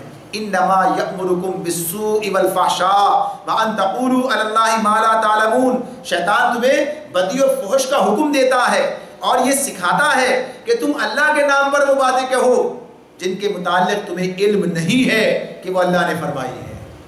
یہ مضمون بھی کئی مرتبہ آئے گا، اس میں کہا جائے گا نا اللہ پر جھوٹ گھڑنا، وہ باتیں اللہ کی طرف منسوب کرنا جن کے بارے میں پتہ نہیں کہ اللہ نے یہ باتیں کہی ہیں. کیسے انسان کہتا ہے؟ جو بھی شخص ہو، فرد ہو، کوئی بھی جماعت ہو، کوئی بھی اگر دین کے نام پر کوئی چیز ایسی پیش کرے جو دین میں نہیں ہے تو وہ اللہ پر جھوٹ گھڑتا ہے. اس لیے کہ دین کس کی طرف سے آیا ہے؟ اللہ کی طرف سے آیا ہے. اگر کوئی آدمی یہ کہے اسلام میں یہ بھی ہے اور وہ اس میں نہیں ہے، اس کا مطلب کیا ہوا؟ یہ کہہ کر وہ کیا پیش کر رہا ہے؟ اللہ نے، اسلام تو اللہ کی طرف سے آیا ہے نا، تو اللہ پر جھوٹ گھڑنا ہے. تو یہ شیطانی طرز عمل ہے. شیطان کہتا ہے وہ ایسی باتیں اللہ کے نام پر دین بنا کر ایسی باتیں پیش کرو جن کے متعلق تمہیں پتہ نہیں کہ اللہ نے یہ باتیں ارشاد فرمائی ہیں. تو اس معاملے میں یہ تو خیر بات ان کی طرف تک جاتی ہے، یعنی علماء کا ایک تو منصب ہے کہ وہ یہ کام کریں، لیکن عوام الناس کا بھی یہ معاملہ ہے. جو بات کسی کے کان میں پڑ گئی اس نے آگے بڑھا دی، جو بات کان میں پڑ گئی بغیر تصدیق کے، یعنی دین کے نام پر جو باتیں آ رہی ہوں یا تو ہم پہلے سے جانتے ہوں، یا یہ کہ بڑے یعنی ایسے ذرائع جن پر ہمارا اعتماد ہو کہ یہ افراد جو ہیں جو بات کہیں گے جو بات کرتے ہیں وہ بالکل اس کے مطابق ہے، اور زیادہ بہتر بات یہ ہے کہ اس کی جو اس کے اندر ریفرنس ہے جو بات ہے اس کی تصدیق بھی کی جائے آگے بڑھانے سے پہلے۔ خود اپنے بات معاملہ الگ ہے کہ میں نے اس بات کو اس طرح سمجھا، لیکن جب میں نے اسے آگے بڑھایا تو پھر مجھے سوچنا پڑے گا۔ اس معاملے میں یہ بات بتائی ہے کہ اللہ کے نام پر دین کے والے سے جو بات کہی جائے بڑی ذمہ داری سے کہی جائے، یہ شیطانی طرز عمل ہے، شیطان کا سکھانا ہے کہ وہ اللہ کے نام پر ایسی باتیں انسان سے کہلوا دے۔ جب سے سوشل میڈیا کا چکر چلا ہے یہ چیزیں بڑی عام ہو گئی ہیں، اور بہت سی باتیں ایسے مختلف لوگوں سے منسوب کر کے، اور حد یہ کہ یعنی حدیث کے نام پر بھی پیش کر دی جاتی ہیں، جبکہ ایسا ہوتا نہیں ہے۔ تو غلطی تو اپنی جگہ الگ ہے، اس میں انسان کو اس معاملے میں بڑا محتاط ہونا چاہیے۔ فرمایا وَإِذَا قِيلَ لَهُمُ اتَّبِعُوا مَا أَنزَلَ اللَّهُ قَالُوا بَلْ نَتَّبِعُ مَا أَلْفَيْنَا عَلَيْهِ آبَاءَنَا أَوَلَوْ كَانَ آبَاؤُهُمْ لَا يَعْقِلُونَ شَيْئًا وَلَا يَهْتَدُونَ۔ ان سے جب کہا جاتا ہے کہ اللہ نے جو احکام نازل کیے ہیں ان کی پیروی کرو، تو جواب دیتے ہیں کہ ہم تو اسی طریقے کی پیروی کریں گے جس پر ہم نے اپنے باپ دادا کو پایا ہے۔ اللہ تعالیٰ فرماتے ہیں اچھا اگر ان کے باپ دادا نے عقل سے کچھ بھی کام نہ لیا ہو اور راہ راست نہ پائی ہو تو کیا پھر بھی یہ انہی کی پیروی کیے چلے جائیں گے؟ یعنی اللہ تعالیٰ یہ بات پوچھتے ہیں کہ کیا انہوں نے، ان کے پاس عقل نہیں، اس بارے میں سوچیں کہ پھر بھی انہی کی پیروی کیے چلے جائیں گے؟ یعنی ایک بڑا یہ عام معاملہ ہے جو اس وقت سے لے کر آج تک چلا آ رہا ہے، اس وقت سے لے کر آج تک چلا آ رہا ہے کہ لوگ اس معاملے میں اپنے آباء و اجداد کے راستے کو گویا اس طریقے سے سمجھتے ہیں کہ یہ قرآن و سنت ہے۔ ہاں قرآن و سنت بھی ہو سکتا ہے، بعض ایسے بھی ہو سکتے ہیں آباء و اجداد کہ جو قرآن و سنت کی تعلیم دیتے ہوئے چلے گئے اپنی اولاد کو، تو ان کی پیروی کرنا تو بالکل ٹھیک ہوگا، ایسا نہیں کسی کی بھی پیروی نہیں۔ اصل بات یہ ہے کہ دلیل کیا ہے؟ دیکھیے اگر ہمارے والد نے ہم سے کہا نماز پڑھو تو ہم اپنے والد کے کہنے کی بنیاد پہ نماز پڑھتے ہیں کہ اللہ کا حکم ہے اس لیے نماز پڑھتے ہیں؟ ہمارے والدین نے کیا بتایا؟ اللہ نے تم پر نماز فرض کی ہے، اللہ کا حکم ہے نماز پڑھو، اللہ کا حکم ہے کہ سچ بولو، اللہ کا حکم ہے کہ تم یہ ساری ذمہ داری ادا کرو، یعنی اللہ کے حکم کی بنیاد پر۔ لیکن چونکہ ہمارے باپ دادا کا طریقہ بھی یہی رہا تو ہم گویا ہم جب تذکرہ کہیں کہ ہمارے ابا نے تو ہم سے اس طرح کہا ہے کہ ہم یہ کام کرتے ہیں، تو دلیل کہاں سے لاتے ہیں؟ وہاں سے لاتے ہیں۔ تو اس طرح سے ایسی پیروی کی بات نہیں، وہ پیروی جس کے لیے قرآن و سنت کی دلیل نہیں ہے، بلکہ صرف اتنی بات ہے کہ بھائی ہم نے تو یہی ہوتے دیکھا، ہمارے یہاں تو یہی ہوتا چلا آیا، یہی ہمارے یہاں کی رسمیں، یہی رواج ہیں، ہم تو انہی کو کرتے چلے جائیں گے، تو یہ کوئی دلیل نہیں ہے۔ تو اللہ تعالیٰ یہ بات کہتے ہیں، تو یہ ان حوالوں سے بات ہو رہی ہے کہ جب نبی کرم صلی اللہ علیہ وسلم انہیں جب بلا رہے تھے توحید کی طرف، انہیں بتا رہے تھے کہ یہ سارے کام غلط ہیں جو تم کر رہے ہو، تو وہ یہی کہتے تھے ہم نے تو باپ دادا کو اسی طریقے پر پایا ہے، لہٰذا ہم کیسے چھوڑ دیں؟ یہ وہی طرز عمل ہے جو چلا آ رہا ہے۔ تو اللہ تعالیٰ کہتے ہیں کہ ذرا سوچو، یہ ممکن ہے، یعنی سمجھانے کی بات ہے۔ ظاہر سی بات ہے آج کا دور دیکھیے اور آج سے 100 سال پہلے کا دور دیکھیے، آج علم کی وہ فراوانی دیکھیے اور 100 سال پہلے کی دیکھیے، یہ سب چیزیں میسر تھی کہ ہر آدمی کو؟ ہر چیز آج آپ کی دسترس میں ہے، ہر چیز آپ کے علم میں ہے، آپ کے رسائی کس حد تک ہو گئی ہے، وسائل کتنے بڑھ گئے ہیں، یعنی ہر عام آدمی بھی اب بہت سی ایسی چیزیں جانتا ہے جو خاص لوگوں کو پتہ نہیں ہوتی تھی اس زمانے میں۔ یعنی معاملہ تو ہے نا اس اعتبار سے، تو چیزیں بڑھتی ہیں، یعنی سب چیزیں ہوتی ہیں، اور پھر اسی اعتبار سے معاملات بھی تبدیل ہوتے ہیں۔ تو یہاں عقل کے پیمانے بھی بدلتے ہیں۔ کیسا ایسا ہو سکتا ہے کہ آپ اپنے والد سے زیادہ علم حاصل اللہ نے آپ کو دے دیا ہو، یعنی ہوتا ہے بعض اوقات ایسے بھی دیکھے ہوں گے ابا نے کچھ بھی نہیں پڑھا لیکن بچے علم کے اندر بہت آگے نکل گئے، اب اس کا مطلب یہ تو نہیں ہوگا، ان کا احترام اپنی جگہ، ان کا مقام اپنی جگہ، مگر جو علم تمہیں حاصل ہوا ہے اب تم اس علم کو اس لیے چھوڑ دو، ہمارے ابا کے پاس بھی نہیں تھا، ہم بھی کیا کریں گے اس کو پڑھ کے۔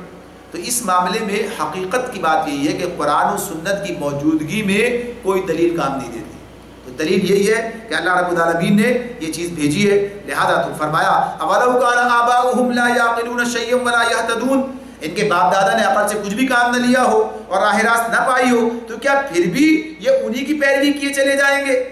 واضح طور پر اللہ تعالیٰ یہ بات کہتے ہیں وَمَثَلُ الَّذِينَ كَفَرُوا كَمَثَلِ الَّذِي يَنْعِقُ بِمَا لَا يَسْمَعُ إِلَّا دُعَاءً وَنِدَاءً۔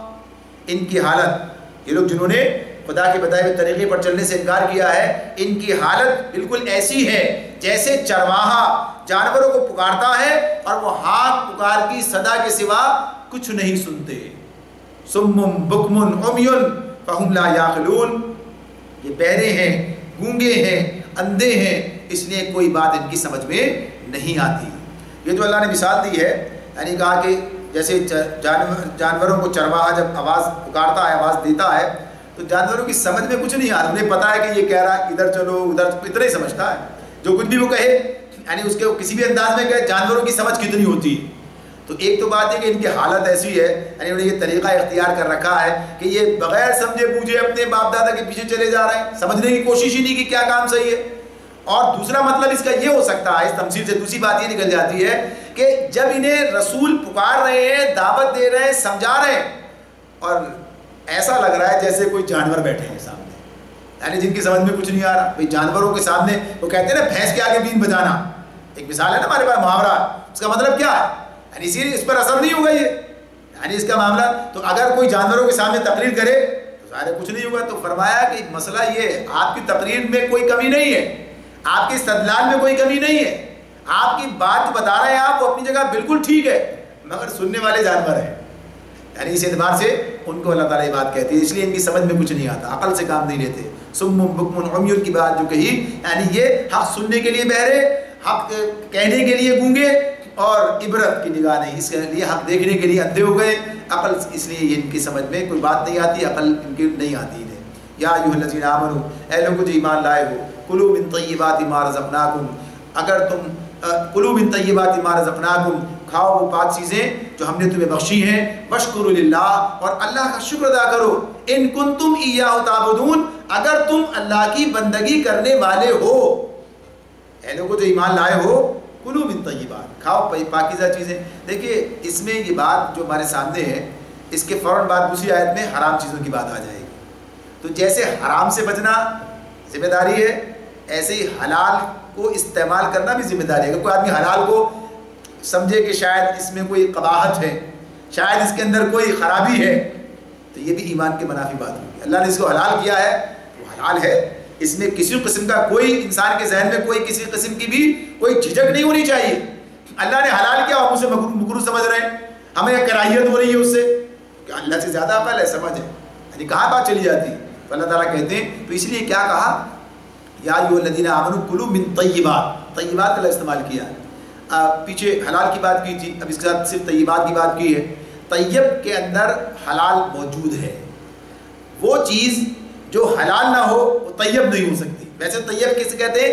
طیب کہتے ہیں نا کلمہ طیب، طیب مانے پاک، پاک کا مطلب، اور پھر کیا پاکیزہ، عمدہ، طیب کیسے کہتے ہیں؟ عمدہ، اچھی، عمدہ چیزوں کو، اور پاک بھی کہتے ہیں۔ طیب کے اس کے اندر بھی پاکی کی بات بھی آ گئی۔ تو ہمارے پاس جو طیب ہوگی، عمدہ جو چیز ہوگی، وہ کیا ہوگی؟ جو حلال بھی ہو، جو حرام ہو، وہ کتنے نفیس انداز میں پیش کی جائے، کتنی خوبصورت بنا کر جو ہے وہ رکھی جائے، لیکن ہمارے لیے طیب نہیں ہے، وہ ہمارے لیے وہ کیا ہے؟ خبیث ہے، طیب نہیں ہے، ناپاک ہے، بس وہ جو ہمارے لیے بیکار چیز ہے، خراب چیز ہے۔ تو یہ طیب کے اندر پاکیز یعنی حلال بھی ہے، اور پھر اس کے ساتھ ساتھ یہ کہ پاکیزگی بھی درکار ہے۔ یہ اللہ نے نہیں کہا ہے کہ آپ جو ہے حلال چیزوں کو گندے طریقے سے کھائیں، گندا کر کے رکھیں، یعنی پاکیزگی تو اختیار کرنے کی بات کی ہے، یعنی صفائی ستھرائی، یہ سب اسلام نے رکھی ہے نا۔ یہ اسلام صفائی کا وہ بھی معیار پیش کرتا ہے جہاں کسی کا گزر بھی نہیں ہے۔ لوگ تو صرف صفائی کو جانتے ہیں، طہارت کا لفظ استعمال کیا، طہارت اس سے آگے کی چیز ہے، صفائی بھی اور اس کے ساتھ طہارت بھی، پاکیزگی بھی اس کے ساتھ آتی ہے۔ تو یہاں پر طیب کا، کھاؤ پاک چیزیں اور اللہ کا شکر ادا کرو اگر تم اللہ کی بندگی کرنے والے، یعنی بندگی کا تقاضا ہے یہ، اللہ کی بندگی کا تقاضا کہ آدمی اللہ کے حلال کیے ہوئے کو حلال مانے۔ انما حرم علیکم المیتۃ والدم ولحم الخنزیر وما اہل بہ لغیر اللہ۔ ہاں، اللہ کی طرف سے اگر کوئی پابندی ہے، اللہ نے اگر کسی چیز کو حرام کیا ہے تو وہ کیا ہے کہ مردار نہ کھاؤ۔ اللہ کی طرف سے تم پر پابندی ہے کہ مردار نہ کھاؤ۔ میتہ، میتہ کیا ہے؟ جسے ہم اپنی زبان میں مردار، میت یعنی مر گیا، ایسے ذبح کیے بغیر مر جائے۔ اچھا، میتہ مردار کا مطلب یہ ہوتا ہے وہ جانور کہ جسے ذبح کر کے ہم استعمال کر سکتے ہیں، یعنی وہ جب بکری ہے ذبح کریں گے استعمال کر لیں گے، لیکن اگر بکری ذبح کیے بغیر مر گئی، ویسی طبعی موت مر گئی، ٹکر کھا کے مر گئی، سورہ مائدہ میں اس کی تفصیل اور آئے گی، ٹکر کھا کے مر گئی، بلندی سے گر کے، پہاڑی سے گر کے مر گئی، کسی اور طریقے سے مر گئی، تو یہ مردار کی تعریف میں ہے، اسے اب کھایا نہیں جائے گا۔ تو یہ کیا کہا کہ مردار، تو وہ حلال جانور بھی جنہیں ذبح کر کے ہم استعمال کر سکتے ہیں ان کے لیے، اور جو ویسے بھی حرام ہے تو وہ حلال ہونے کا تصور ہی کوئی نہیں، ذبح کرے تب بھی حلال نہیں ہوں گے۔ والدم، دم کیا ہے؟ خون۔ خون کے بارے میں آگے بات آئے گی، مزید اس کی وضاحت آئے گی کہ خون بہتا ہوا خون، یعنی کون سا خون؟ بہتا ہوا خون۔ لہذا جو جمع ہوا خون ہے، جیسے کلیجی ہے، دلی، یعنی جو خون جمع ہوا ہے یہ حلال ہے۔ نبی صلی اللہ علیہ وسلم نے اس کے بارے میں بتایا، قرآن بھی اس کی وضاحت کرتا ہے کہ بہتا ہوا خون حرام ہے۔ یہاں صرف دم کی بات کی، خون کہا۔ ولحم الخنزیر، اور خنزیر کا، سور کا گوشت، ان چیزوں کو اللہ نے منع کیا۔ اور وما اہل بہ لغیر اللہ، اور کوئی ایسی چیز نہ کھاؤ جس پر اللہ کے سوا کسی اور کا نام لیا گیا ہو۔ تو یہ چار چیزیں اس مقام پر اللہ رب العالمین نے ہمارے سامنے رکھی کہ یہ حرام ہے۔ ایک کیا چیز؟ مردار۔ دوسری چیز کیا ہے؟ بہتا ہوا خون۔ تیسری چیز کیا ہے؟ خنزیر کا گوشت، سور کا گوشت۔ سور کے گوشت یعنی سور کے گوشت نہیں بلکہ اس کی تمام تفصیلات جب اس میں جائے تو تمام چیزیں اس کی حرام ہیں، یعنی صرف گوشت ہی حرام نہیں، اس کی کھال بھی ہمارے لیے، اس سے ہر قسم کے استفادہ وہ حرام ہے۔ اور پھر آخری چیز، چوتھی چیز کیا بتائی؟ کہ کوئی ایسی چیز بھی نہ کھاؤ جس پر اللہ کے سوا کسی اور کا نام لیا گیا ہو۔ یہ جو معاملہ ہے جس کے اندر یہ آخری بات آئی ہے کہ اس اللہ کے سوا کسی اور کا نام لیا گیا ہو، تو اس میں اس کا مطلب یہ ہے، اس کا اطلاق اس جانور پر بھی ہوگا، یعنی اس جانور کے گوشت پر بھی ہوگا جسے اللہ کے سوا کسی اور کے نام پر ذبح کیا گیا ہو، اور اس کھانے پر بھی ہوگا جو اللہ کے سوا کسی اور کے نام پر، کسی اور کے لیے بطور نظر کے بنایا جائے۔ بات کیا ہے کہ جانور ہو یا غلہ ہو یا کوئی بھی چیز ہو، یہ کس کی ملکیت ہے؟ اصل اللہ کی ملکیت ہے۔ دی کس نے ہے؟ اللہ نے دی ہے، لہذا اسے اللہ ہی کے نام پر استعمال ہونا چاہیے، اس کو اللہ کے نام پر استعمال ہونا چاہیے۔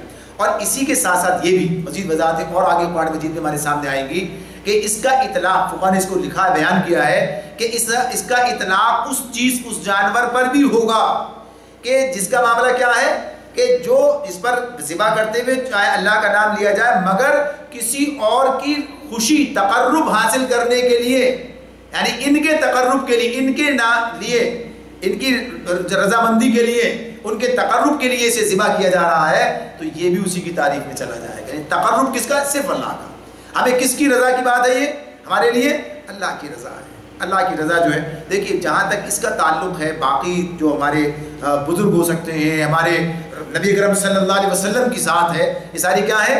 تو اس معاملے میں ایک تو یہ کہ جو ان کے ساتھ معاملات ہیں، جو ان کے اللہ نے ہمارے سامنے رکھے، وہ سارے کام ہیں وہ ہمیں کرنے۔ اور دوسری بات کیا ہے؟ دوسری بات یہ ہے کہ ان کی اطاعت میں ہی اللہ رب العالمین نے اپنی رضامندی رکھی ہے، اور یہ انہی کا بتایا ہوا قاعدہ ہے، کلیہ ہے، یہ کسی اور کا نہیں ہے، یعنی اللہ کے رسول کا بتایا ہوا قاعدہ اور کلیہ ہے کہ اس اعتبار سے تمہیں یہ کام کرنا ہے۔ تو اس کا مطلب یہ نہیں ہے کہ آدمی یہ سوچے کہ ان کی رضا جو ہے، تو رضا تو اصلاً جو انسان کے سامنے وہ کیا ہے؟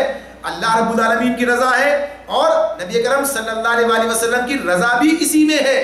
آپ نے لوگوں کو کس کام پر لگایا؟ اللہ کی بندگی میں لگایا۔ اللہ کے رسول کی رضا کس چیز میں ہے؟ اللہ کی بندگی کرنے میں اللہ کے رسول کی رضا بھی ہے۔ تو اگر کوئی رسول کی رضا بھی چاہتا ہے تو کیا کرے گا؟ وہی عمل کرے گا جس کی تعلیم اللہ کے رسول نے دی ہے۔ اور اگر کہیں کسی کے پاس یہ بات موجود ہو، کسی حدیث میں، قرآن کی کسی آیت سے استدلال ہوتا ہو کہ ہاں اللہ کے سوا کسی اور کے لیے بھی جانور تقرب کے لیے قربان کیا جا سکتا ہے، تو وہ سامنے لائے، یعنی بات جو ہے اس کے بغیر اگر کرے گا کام تو کیا ہوگا؟ اپنے آپ کو سخت مشکل میں ڈال دے گا۔ یعنی اس کے لیے کہ جس کے لیے جیسے کہا نا اللہ نے، آگے نیک بندوں کی بات آئے گی، وہ کہہ دے کہ ہم نے ان سے نہیں کہا تھا یہ کام، انہوں نے اپنی مرضی سے کیا، آپ ان سے ہی پوچھیے یہ معاملہ۔ تو اس معاملے میں یہ اہل بہ لغیر اللہ کی جو بات ہے یہ اسی میں ہے۔ تو اللہ رب العالمین کی چیزیں ہیں، تو اس معاملے میں اس کو اسی کی طرف منسوب کیا گیا۔ پھر فرمایا فمن اضطر غیر باغ ولا عاد فلا اثم علیہ ان اللہ غفور رحیم۔ ہاں، جو شخص مجبوری کی حالت میں ہو اور وہ ان میں سے کوئی چیز کھا لے بغیر اس کے کہ وہ قانون شکنی کا ارادہ رکھتا ہو یا ضرورت کی حد سے تجاوز کرے، تو اس پر کچھ گناہ نہیں۔ اللہ بخشنے والا اور رحم کرنے والا ہے، اللہ بخشنے والا اور رحم کرنے والا ہے۔ اب یہ جو بات اس کے اندر کہی گئی ہے کہ جو شخص مجبوری کی حالت میں ہو، یعنی حالت اضطرار کی بات کی ہے۔ یہ حالت اضطرار کیا ہوتی ہے؟ جس میں انسان کو اپنی جان کے ختم تلف ہونے کا، جان جانے کا خطرہ ہو، یعنی اتنا بھوک کا معاملہ ہے کہ مر جائے گا، نہ کھائے گا تو مر جائے گا۔ تو اب کیا ہے؟ یہ اجازت دی گئی کہ جو چیزیں بتائی گئی کہ حرام ہیں اگر ان چیزوں کے بغیر کوئی یعنی استعمال کیے بغیر جان بچنے کا امکان نہیں ہے بطور غذا کے، کبھی ایسا ہے غذا نہیں کھانا نہیں ہے، کبھی بطور دوا کے بھی کہ اس معاملے میں کہ اس کے سوا کوئی اور چیز نہیں ہے، کوئی اور چیز میسر نہیں ہے، اسی سے اس وقت ہوتا کیا ہے جس وقت جو چیز میسر ہے اس کی بات ہوگی، یعنی ویسے تو ہوگی ساری چیزیں ہوتی ہیں اللہ نے رکھی ہیں تو دواؤں کی بات بھی ہو سکتی ہے، لیکن جو دستیاب ہے جو سامنے ہے جو پتہ نہیں ہے، تو اس معاملے میں جان بچانے کے معاملات میں فقہاء اس پر بیان کرتے ہیں کہ جان بچانے کے لیے غذا دوا ایسی استعمال کی جا سکتی ہے، شرط دو ہیں، تو اللہ نے شرائط کیا رکھی؟ دو شرائط رکھی۔ پہلی بات کیا رکھی؟ یعنی بغاوت میں کوئی جذبہ نہ ہو، کوئی لذت کا مسئلہ نہ ہو، یعنی مزے کے اندر مجبوری ہے، یعنی مجبوری انسان خود سمجھ سکتا ہے کیا مجبوری ہے، مجبوری ہے۔ اور دوسری بات کیا ہے؟ حد ضرورت سے تجاوز نہ کرے، اگر ایک گھونٹ سے جان بچتی ہے تو ایک ہی گھونٹ میں گزارا کرے، یعنی کہ چلو آج تو موقع ملا آج پیٹ بھر کے اس کام کو کر لیا جائے، ایسا نہیں ہے۔ اس معاملے میں حد ضرورت سے تجاوز نہ کرے، یہ دو چیزیں اللہ نے اس کے ساتھ رکھ کے انسانی جان کی حرمت کو بڑھا دیا کہ آپ اپنی جان کو بچانے کے لیے یہ کام کر سکتا ہے، فلا اسمال، اس پر اسے کوئی گناہ نہیں ہے۔ اچھا وہ جو اہل به لغیر اللہ کی بات ہے اس میں ایک چیز کا اضافہ کر لیں، یعنی ایک کنڈیشن ہمارے پاس معاشرے میں ایسی ہوتی ہے کہ ایصال ثواب کا معاملہ، ایصال ثواب کی بات میں یہ بات تو اپنی جگہ ہو سکتی ہے کہ کیا سنت کے مطابق ہے اور کیا سنت کے مطابق نہیں ہے، یہ ایک الگ بات ہوگی، بحث ہوگی، لیکن اگر ایصال ثواب کے لیے کوئی کام کیا جاتا ہے تو وہ اس تعریف میں نہیں آئے گا۔ ایصال ثواب کی جو بات ہے نا، جو کہتے ہیں بھائی ہم یہ چاہتے ہیں کہ اس کے ذریعے سے ایصال ثواب ہو، یعنی ہمارے کسی مرنے والے کو، کسی اور کو، کسی بزرگ کو ایصال ثواب الگ چیز ہے، لیکن عام طور پر جو ہم دیکھتے ہیں تصور معاشرے کے اندر کہ جو بزرگوں کی یعنی جو بڑے ایسے گزرے ہیں ان کا ایصال ثواب نہیں، ان کا تقرب ہی ہوتا ہے، لیکن عام لوگوں کے لیے جیسے اپنے والد کے حوالے سے فلاں کے حوالے سے کوئی ایصال ثواب کی شکلیں لوگ اختیار کرتے ہیں کہ ہاں کوئی چیز اس بنا کر اور صدقہ کر دی جائے، لوگوں کو کھلا دی جائے، یعنی اس کا ثواب ہوگا، تو اس میں سنت اور یعنی اس کے علاوہ اس کی بحث الگ ہے، لیکن حرام کے دائرے میں وہ بات نہیں آئے گی۔ تو بس اس بات کو ذرا سمجھنا ہے کہ تقرب اگر یہ کام نہ کیا تو یہ جو ہے ناراض ہو جائیں گے، یا ان کی ناراضگی میں ہمارے لیے نقصان ہے، یا یہ راضی ہوں گے تو ہمارے لیے پھر کام بنیں گے، تو یہ سب اللہ کے ساتھ کام ہے، اس کو اس میں شامل کریں۔ آگے فرمایا ان اللہ غفور الرحیم، بے شک اللہ بخشنے والا مہربان ہے، وہ سب کی نیتیں اور معاملات دیکھتا ہے۔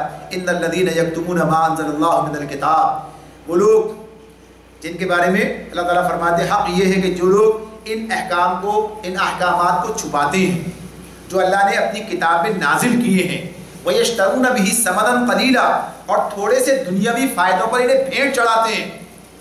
یہاں معاملہ کس کا ہے؟ دیکھیے صحیح کھول کے بیان کرنا کس کا کام ہے؟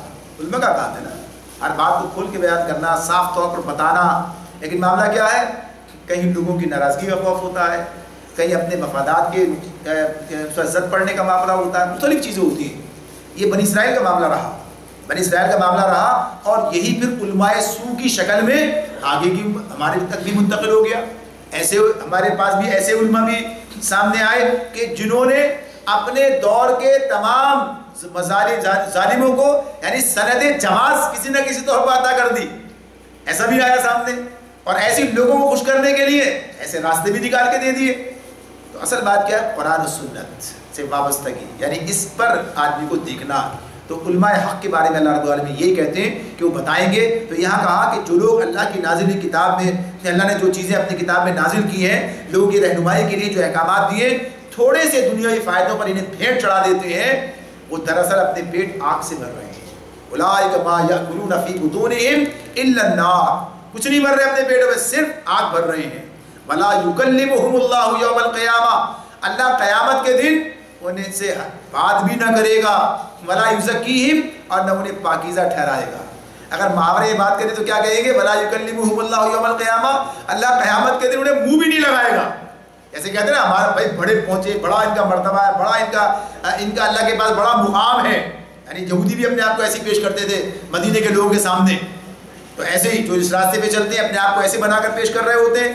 حالانکہ جو واقعتاً اللہ کے جو نیک بندے صحابہ کو دیکھے، ہمارے ساتھ تو بیان وہی ہے نا، کبھی کسی نے کوئی دعویٰ کیا اپنے بارے میں، کسی نے بڑے بڑے صحابی جو ہمارے ہیں آپ دیکھیے سب کے سب اپنے آپ بلکہ اللہ سے ڈرتے ہوئے زندگی بسر کرتے رہے. معاملہ ہو جائے ابو بکر صدیق رضی اللہ تعالیٰ عنہ، عمر رضی اللہ تعالیٰ کیا کہتے ہیں، برابر سرابر میں معاملہ ہو جائے تو سمجھو کام بن گیا.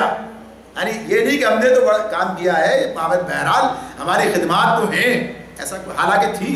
اللہ نے قرآن میں ان کے لیے نازل کیا ہے، عشرہ مبشرہ میں ہے، اس کے باوجود کیا کہتے ہیں، پھر بھی کہتے ہیں کہ معاملات تو اللہ بہتر کر دے، کیا صورتحال بنے گی. تو بہت سی مثالیں اس میں ہمارے سامنے. تو یہ لوگ جو کہ اپنے آپ کو اس طرح پیش کرتے ہیں کہ بڑا پاکیزہ اپنے آپ کو بناتے ہیں، تو اللہ تعالیٰ کہتے ہیں وَلَا يُزَكِّيهِمْ، اللہ انہیں پاکیزہ نہیں ٹھہرائے گا.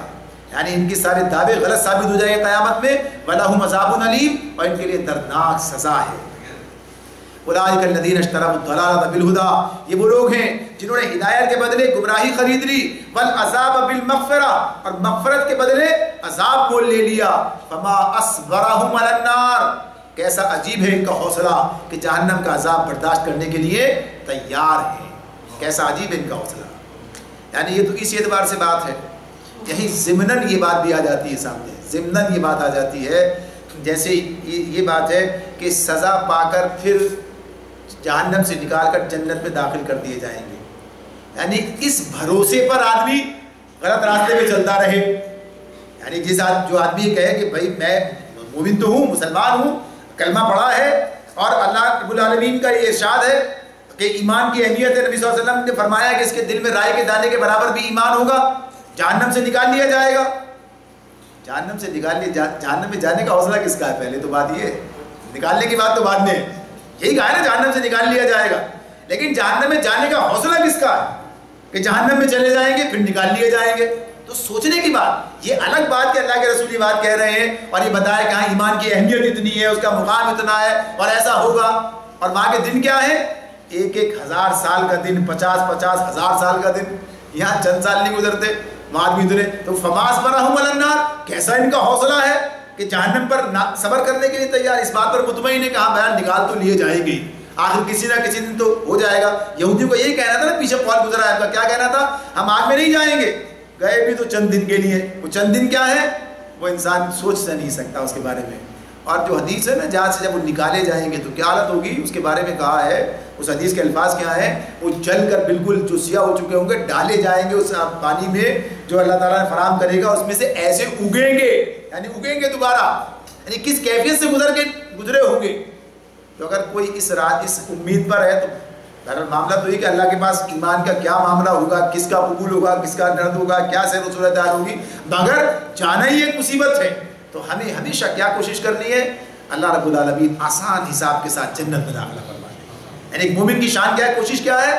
اللہ آسان حساب کے ساتھ جنت میں پہنچا دے، نہ کہ ادھر ادھر سے گھما پھرا کر.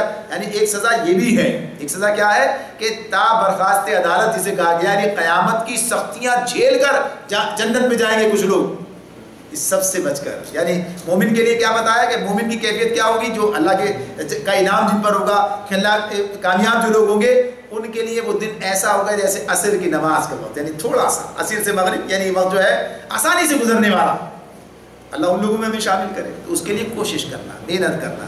تو آگے فرمایا ذالک بأن اللہ نزل الکتاب بالحق، یہ سب کچھ اس وجہ سے ہوا. یعنی لوگ اس راستے پر کیوں چلے گئے؟ ذالک بأن اللہ نزل الکتاب بالحق، کہ اللہ نے تو حق کو بالکل صحیح طریقے سے، یعنی اللہ نے ٹھیک ٹھیک کتاب جو ہے حق کے مطابق نازل کی تھی. وَإِنَّ الَّذِينَ اخْتَلَفُوا فِي الْكِتَابِ، لیکن جن لوگوں نے کتاب میں اختلاف کیا، لفی شقاق بعید، اپنے جھگڑوں میں بہت دور نکل گئے. یعنی اختلافات کے چکر میں پڑھ کر جھگڑوں میں بہت دور نکل گئے. یعنی کوئی شرک میں مبتلا ہو گیا، کوئی اللہ کی نافرمانی کی طرف چلا گیا. دیکھیے بنیادی طور پر جو چیزیں کرنے کی ہیں، کام جو ہیں، وہ سب طے شدہ ہیں. کسی بھی چیز سے فرق نہیں پڑتا ان چیزوں پر. یعنی جتنے احکامات اللہ رب العالمین نے دے رکھے ہیں، آپ دیکھیں نماز ہو گئی، روزہ ہو گیا، زکوٰۃ ہو گئی، حج ہو گیا، عقل حلال ہو گیا، اللہ کے دین کو قائم کرنے کی جدوجہد کا معاملہ ہو گیا، قرآن مجید کے احکامات پر عمل کرنا ہو گیا، شریعت پر عمل کرنا ہو گیا. کوئی آدمی اس معاملے میں کوئی یعنی کوئی ڈسپیوٹ ہے، اس معاملے میں کوئی تنازع ہے، یہ نہیں ہونا چاہیے. کہیں کوئی آدمی اٹھ کر کہے کوئی بھی مسئلہ، کوئی بھی فرقہ، کوئی بھی گروہ، کوئی بھی جماعت، یہ سب کام تو کرنے ہیں. صرف معاملہ کیا ہے؟ شیطان بے بنیاد امیدوں کی بنیاد پر انسان کو اس طرف لے جاتا ہے ڈھکیل کر اس کے بغیر بھی کام چل جائے گا، بس وہیں آدمی مر جاتا، وہیں خطرہ اس کے لیے ہے۔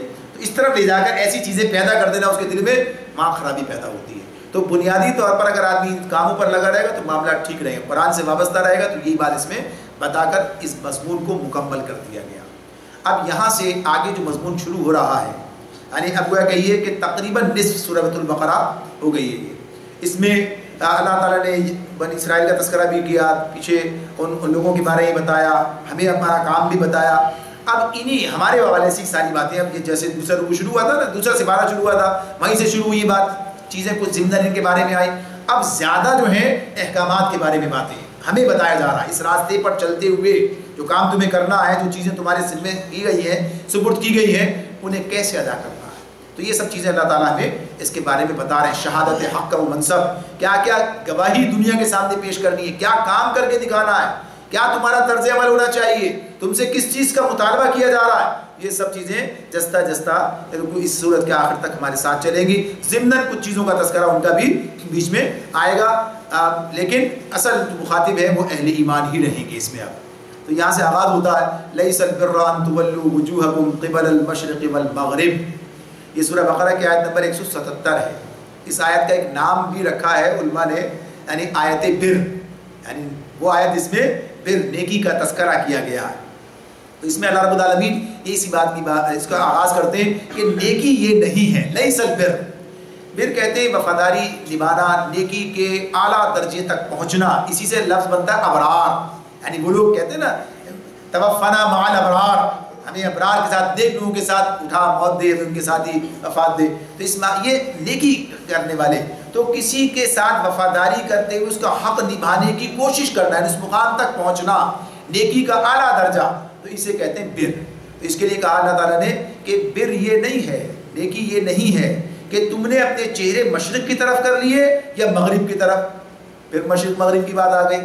تو جو بات شروع ہوئی تھی نا تحویل قبلہ سے، اس کا اختتام ہو رہا ہے یہاں پر۔ جو بات وہاں شروع ہوئی تھی وَلِلَّهِ الْمَشْرِقُ وَالْمَغْرِبُ، اب یہاں پر انہوں نے اس کو بحث بنا رکھا ہے کہ یہودیوں نے جھگڑا کر رہے ہیں مسلمانوں کے ساتھ، یہ قبلہ تم نے کیسے تبدیل کر دیا۔ تو کہا اصل نیکی یہ نہیں ہے کہ چہرے مشرق کی طرف کر لیے مغرب کی طرف، بلکہ نیکی کیا ہے اللہ تعالیٰ آگے یہ بتاتے ہیں۔ تو یہی بات اسے بتائی جا رہی ہے کہ نیکی اصلاً اللہ کا حکم ہے، نہ مشرق میں نیکی ہے نہ مغرب میں نیکی ہے۔ اللہ کا حکم مشرق کا ہے تو مشرق کی طرف کر لیا، حکم کی تعمیل نیکی ہے، تو جو حکم ملے وہ کام کرنا ہے۔ تو آگے یہی بات بتائی جا رہی ہے وَلَٰكِنَّ الْبِرَّ، اور بر کیا ہے، لیکن نیکی کیا ہے۔ تو اللہ تعالیٰ بتا رہے ہیں بلکہ نیکی یہ ہے مَنْ آمَنَ بِاللَّهِ وَالْيَوْمِ الْآخِرِ وَالْمَلَائِكَةِ وَالْكِتَابِ وَالنَّبِيِّينَ، آدمی اللہ کو اور یوم آخر اور ملائکہ کو اور اللہ کی نازل کی ہوئی کتاب اور اس کے پیغمبروں کو دل سے مانے۔ یعنی پہلی چیز کیا گئی، ایمان، دل سے ماننے کی بات، من آمن باللہ والیوم الآخر، یعنی سب سے پہلے نیکی کا آغاز کس چیز سے ہوتا ہے، ایمان سے ہوتا ہے، کہ ایمان کے بغیر کوئی عمل نیکی نہیں بنتا۔ یعنی سب سے پہلی بنیاد کس کو حاصل ہے، ایمان کو حاصل ہے۔ تو ایمان کا تذکرہ شروع میں اللہ نے رکھ دیا تھا ہمارے سامنے، جو لوگ غیب پر ایمان لاتے ہیں، اور کتاب کی بات ساری چیزیں بیان کی تھی اس طرح سے۔ تو اب یہاں پر اس کی تھوڑی تفصیل بیان کر دی کہ آخرت پر، فرشتوں پر اور کتابوں پر اور اس کے نبیوں پر ایمان لائیں، یہ نیکی کی بنیاد ہے، پہلا کام۔ اب ایمان کے تفاصیل آتی چلی جائیں گے درمیان میں۔ دوسری بات کیا بتائی، وَآتَ الْمَالَ عَلَىٰ حُبِّهِ ذَوِي الْقُرْبَىٰ وَالْيَتَامَىٰ وَالْمَسَاكِينَ وَابْنَ السَّبِيلِ وَالسَّائِلِينَ وَفِي الرِّقَابِ۔ اس کے بعد دوسری بات بتائی وَآتَ الْمَالَ، مال دے، یعنی ایمان کے بعد دوسری چیز کی اس کو اللہ تعالیٰ نے اس مقام پر رکھی ہے، مال کی بات رکھی ہے۔ اب یہ جو تقدیم و تاخیر ہے، یعنی کسی چیز کو آگے کر دینا، کسی چیز کو پیچھے کر دینا، بعض مقامات پر ہمیں ایمان کے فوراً بعد نماز کا تذکرہ آ جائے گا، یا اس کے بعد کسی اور عمل کا تذکرہ آ جائے گا۔ اس جگہ جو ہے کس بات کا تذکرہ آ رہا ہے، مال خرچ کرنے کا تذکرہ آ رہا ہے۔ پیچھے سے بات کن لوگوں کے ساتھ چل رہی تھی، یہودیوں کے ساتھ چل رہی تھی۔ ان کا سب سے بڑا مرض کیا تھا، دنیا پرستی، مال کی محبت۔ تو ایمان کے بعد سب سے پہلے مال کی بات اللہ نے یہاں رکھ دی، یعنی اس اعتبار سے اس بات کو یہاں پر رکھا اس مقام پر۔ تو کیا کہا کہ اللہ کی محبت میں یہ علی حبہ، یہ جو لفظ آیا نا، یہ کہ اس کی محبت میں، کس کی محبت میں، اب اس میں دونوں چیزیں شامل ہیں کہ آیا یہ اللہ کی محبت کی طرف اشارہ ہے یا مال کی محبت کی طرف اشارہ ہے، اور باتیں دونوں ٹھیک ہیں، دونوں ہونی چاہیے۔ یعنی اللہ کی محبت میں اپنا دل پسند مال، یعنی مال بھی عزیز ہے اور اللہ بھی عزیز ہے۔ تو مال کس کے، مال کا عزیز ہونا تو سب کو معلوم ہے کہ کس کو اپنا مال پیارا نہیں ہے؟ بھائی مال آدمی کا کو عزیز ہوتا ہے، مال تو بڑے سنبھال کے رکھتا ہے، محنت سے کماتا ہے. ویسے کوئی مانگنے آ جائے تو کہتا ہے ایسے کمایا، بڑی محنت سے کمایا، ایسے کیسے کر سکتے ہیں، ضائع نہیں کرتا. لیکن کیا کرتا ہے؟ اپنا مال اپنی اولاد پر بے دریغ خرچ کرتا ہے. اولاد کی محبت زیادہ ہے نا، مال سے زیادہ ہے. اگر اولاد کا مسئلہ آ جائے، بیوی کا مسئلہ آ جائے، والدین کا مسئلہ آ جائے تو کیا ہے؟ سب لگا دو، کوئی پرواہ کی بات نہیں ہے. یعنی پھر آ جائے گا مال، یعنی لوگوں کی خاطر. تو ان کی محبت مال سے بڑی ہوئی ہے. تو یہ اپنی جگہ بات ہوتی ہے کس کی محبت. تو یہاں کیا کہا ہے؟ اللہ کی محبت سب سے بڑی ہوئی ہے. تو آدمی اللہ کے راستے میں، اللہ کے بتائے ہوئے راستے پر دل پسند مال خرچ کرتا ہے. اس لیے کہ وہی بات ہے نا پیچھے جو والذین آمنوا اشد حبا للہ، کوئی چیز ایسی نہیں ہے کہ جو اللہ کی محبت سے زیادہ عزیز ہو.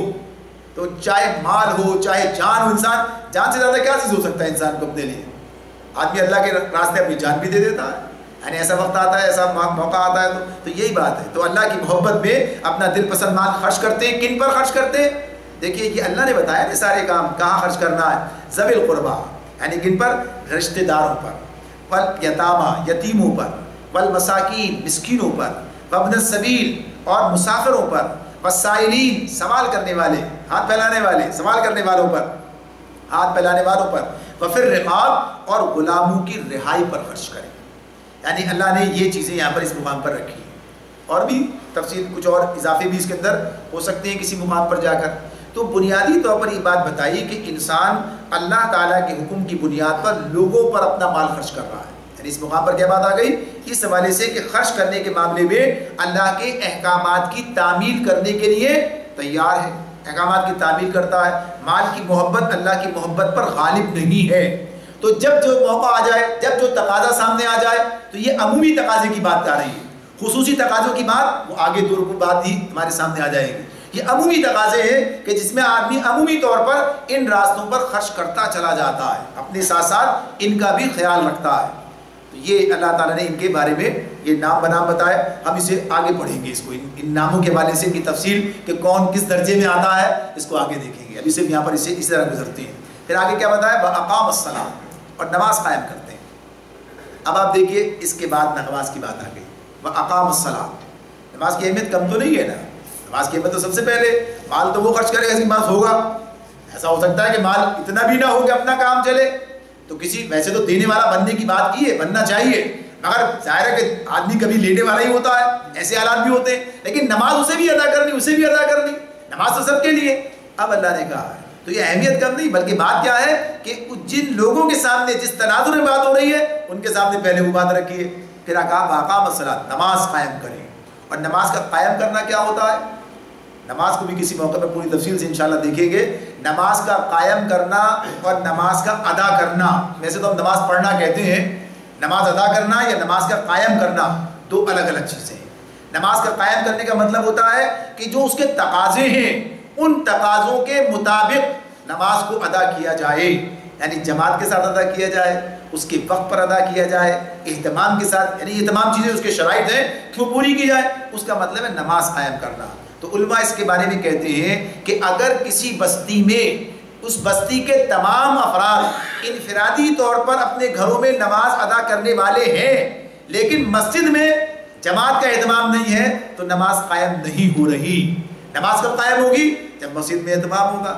اور کوئی جائے گا تو وہ نماز قائم کرنے والا ہوگا، جو نہیں جائے گا وہ قائم کرنے والا نہیں ہوگا. تو اس معاملے میں نماز قائم، جہاں بھی یہ بات آئے گی اقام الصلاۃ آئے گی، یعنی نماز قائم کرنے کا حکم دیا گیا.